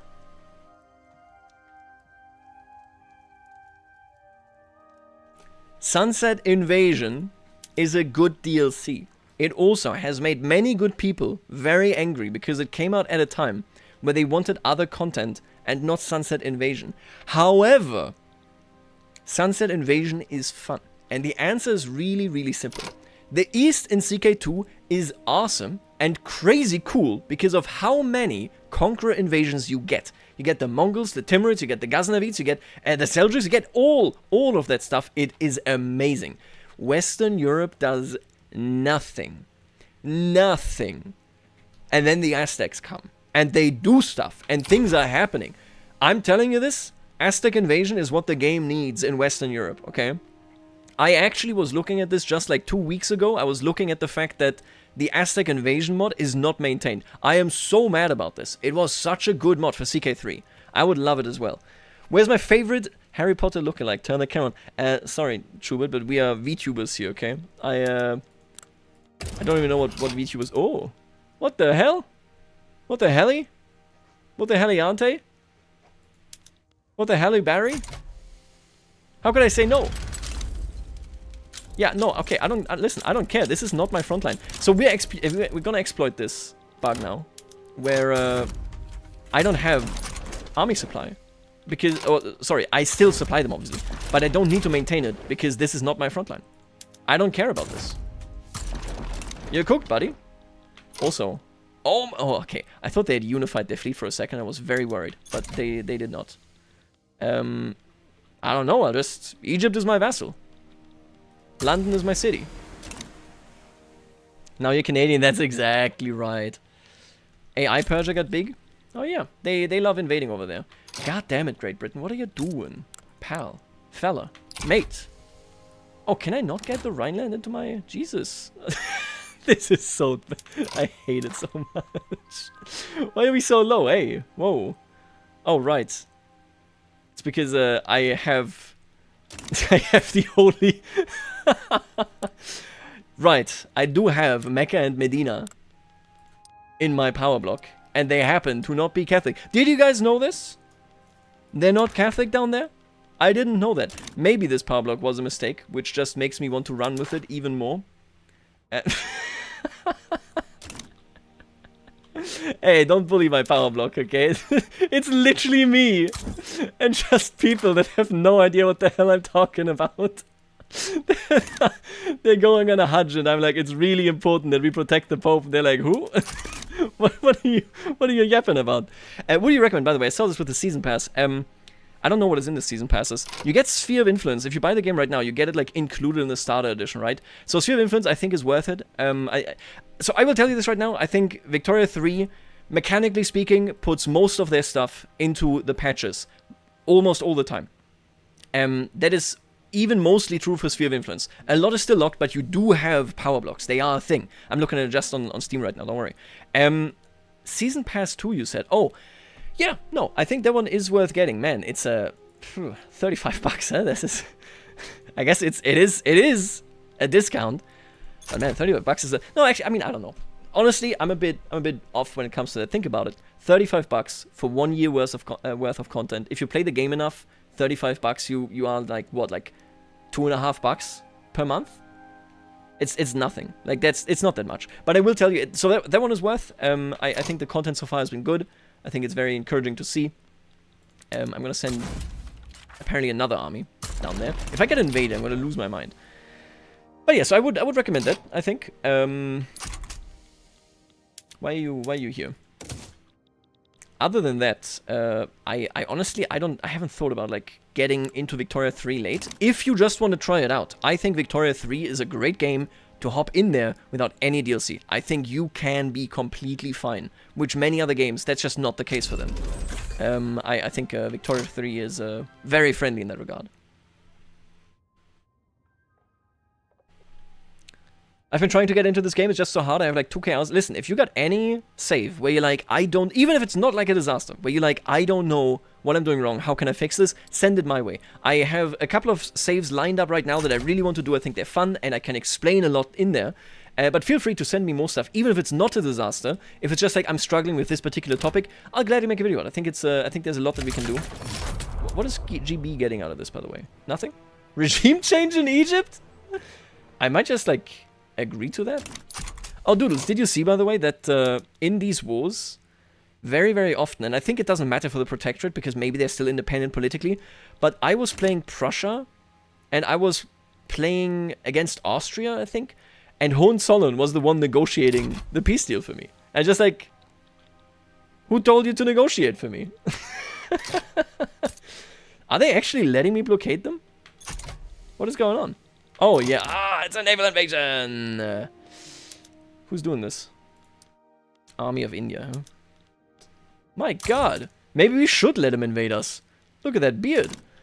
So one of the problems of naval invasions like this is the fact that... oh, you're irregular. Jesus. Is the fact that... no, not this. This. They can assign units to it, even if they shouldn't be able to do it, which is not good. We're gonna station this guy up there. I'm gonna give him, I don't know, infinite upgrades, who cares? And we're gonna tackle this. I'm just cutting off their world market access, huh? I wonder how that impacts them. Does it do it at all?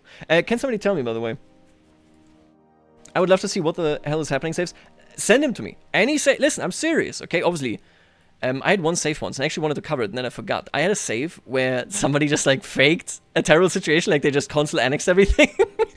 And this is kind of funny. Even if you want to do this, I might give it a shot, okay? Let me double check this, okay? I need to edit stream. I don't know. Oh, there it is. Edit stream.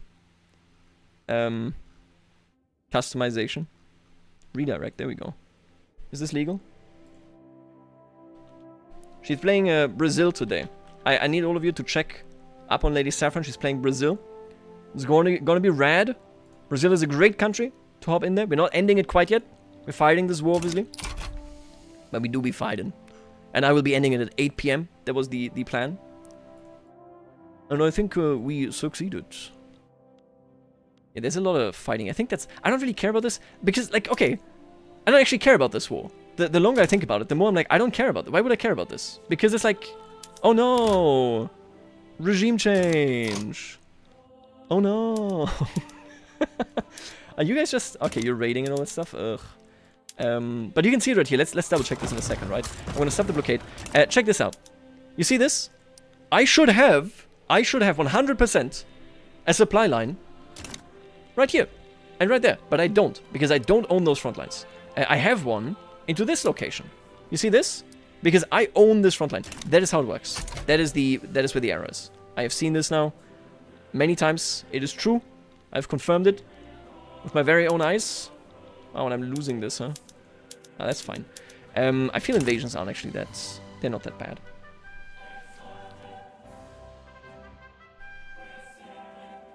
I'm not sure if no supply affects AI armies. They would, but they don't. Like, basically, when you have a shipping lane, I tried this in a test when I reported it to the devs. When you have a shipping lane like this and it gets sabotaged, it does impact the army massively. It's really nice. But I, in many locations, don't have a shipping lane. Because it's... Oh, did I not raise my conscripts? I don't have a shipping lane because I don't own that front line. It's currently a bug. They need to fix it. It sucks. It's very silly. Yeah, we're losing this, huh? I didn't do nothing there. That's fine. We're fine. Seriously, what if I don't care about any of these war goals. I just got Egypt for free as a protectorate. Thank you. I appreciate this. The game was like, this dude, he's not doing anything. He's talking to chat too much. Give him Egypt. Hand it over. Turkeys? Oh, why was I like, the Ottomans are in this? Of course they're in this. They're the primary enemy. Okay. Netizens are saying that Minijin also stole the supply lines. Folks, let's be... Oh, hello. Do you want to become my vassal? Are you interested, Belgium? Come on, buddy. What is this? Okay, Doodles. So... You need to fix this. I don't know why. Why are they so happy? Jesus. Yeah, alright. Cheers. This is I would also like to have every single country to become my protectorate for free. Hell yeah, brother. Not a problem. Oh, we're massively... Yeah, I shouldn't have attacked you, actually. Look at this. That's okay. We'll be okay. Listen, if we lose this, we lose this. I'm not even gonna fight that war, obviously, right? So our navy got defeated, which means they're gonna land here. How many units do we have? 19? Yeah. Surely we can figure that out. Where's the front line, brother? Oh, there it is. Hello. Let's hope that he can hold it. Oof. You know what? You can push in there. Why don't you just head over there? Is he pushing in? Yeah, he is attacking. Is there a way to assign an army to defend a naval invasion after it's announced, but before the enemy troops fleet arrive and the front forms? You can... no. So, this is actually something that I do find super inconvenient. It really, really sucks. It used to be that if you just had something stationed here, they would automatically defend against invasions. Since it now generates a front line, not only does this mean more people can assign on this front than they ought to be able to, but it also means that what you're looking at is that you manually have to assign them there. I think it's really stupid. I don't really understand why that is the case. So the answer is no. You have to stop their navy and then you can do that, or you just have to eat it and defend against them. I have no idea why they did it this way. It's very confusing to me as well. I don't really know. Oh, you can't do this. Bring in the troops. What? Why? Ah. For an obligation. Come on, man. This is what happens if I talk to chat this much. God damn it. Okay, Lady Saffron is gonna go stream. That's great news. In 5 minutes, I'm gonna call it here. Listen, for me, this has been great fun, but this also has been easily the worst, the worst session of anything that I've done in a really long time.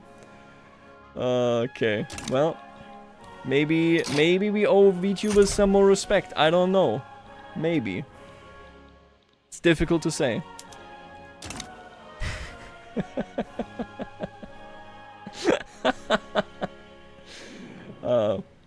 But yeah, I'm looking forward to. I think what I want to do a little bit is CK3 streaming. I think I might do some Total War here and there. It really depends on where I want to go in that direction. The frequency obviously isn't that clear. There's gonna be some stuff over the weekend for channel members in particular. Can you actually be... Oh yeah, they totally can if I fall too far. I think we're gonna be fine. These troops are gonna get assigned over there in like some time. And obviously this invasion is gonna end, but yeah. We are going to play some grand strategy games here and there. I might play some Stellaris, just because I never play it for videos. So I might play it for some streaming content. Why wouldn't you? I had great fun today. I hope all of you had fun. Let me actually... You know what? Check this out. This is from 2023 or something. So we got the beautiful power block, of course. Let's take this in for just a second. This alliance is not that good because it is a religious alliance, and I have Mecca, Medina, and the Egyptians as my primary elements, and Belgium, I guess. And they are Catholic, so that's nice. But yeah, here's where we're going to end it for now. Just for the record, by the way, if you were a fan of the Sicily campaign, I'm going to have members vote on what we do next as a roleplay project, and Sicily is obviously in there. There's a chance that we're going to continue it. I want to continue it, but I also have some other ideas that we could be doing. We're going to put it in whenever we do, and then we're going to rotate it out in seasons, essentially. That is the format that I have there. I'm going to explain this in a members-only video coming on the weekend, how I see it, how I conceive of it, because obviously this was now the first month of focusing on roleplay and members, and so I want to kind of like analyze this a little bit, talk about it a little bit, and members can check that out. Now check this out right here. Wow. Wait, did it do it? I don't see it. Wait, there we go. Oh yeah, look at that. Let me refresh the chat right here. Folks, I had a great time. I hope so did you. We had a general 3 hours right here. Very enjoyable. Thank you for hanging out, for asking all your questions, for me not reading them. Why are you asking so many questions? What are you doing? Have a good night. Make sure to check out Lady Saffron. Lady Saffron is, of course, streaming Victoria 3 as well, Brazil. Very fun streamer, very good person. Should check her out. I'm going to end stream and hope that it transfers you there. Thank you for joining. I had a great time, and let's see whether it transfers you, okay? I think so. I've never done this, so let's check it out. End stream right there. Yes.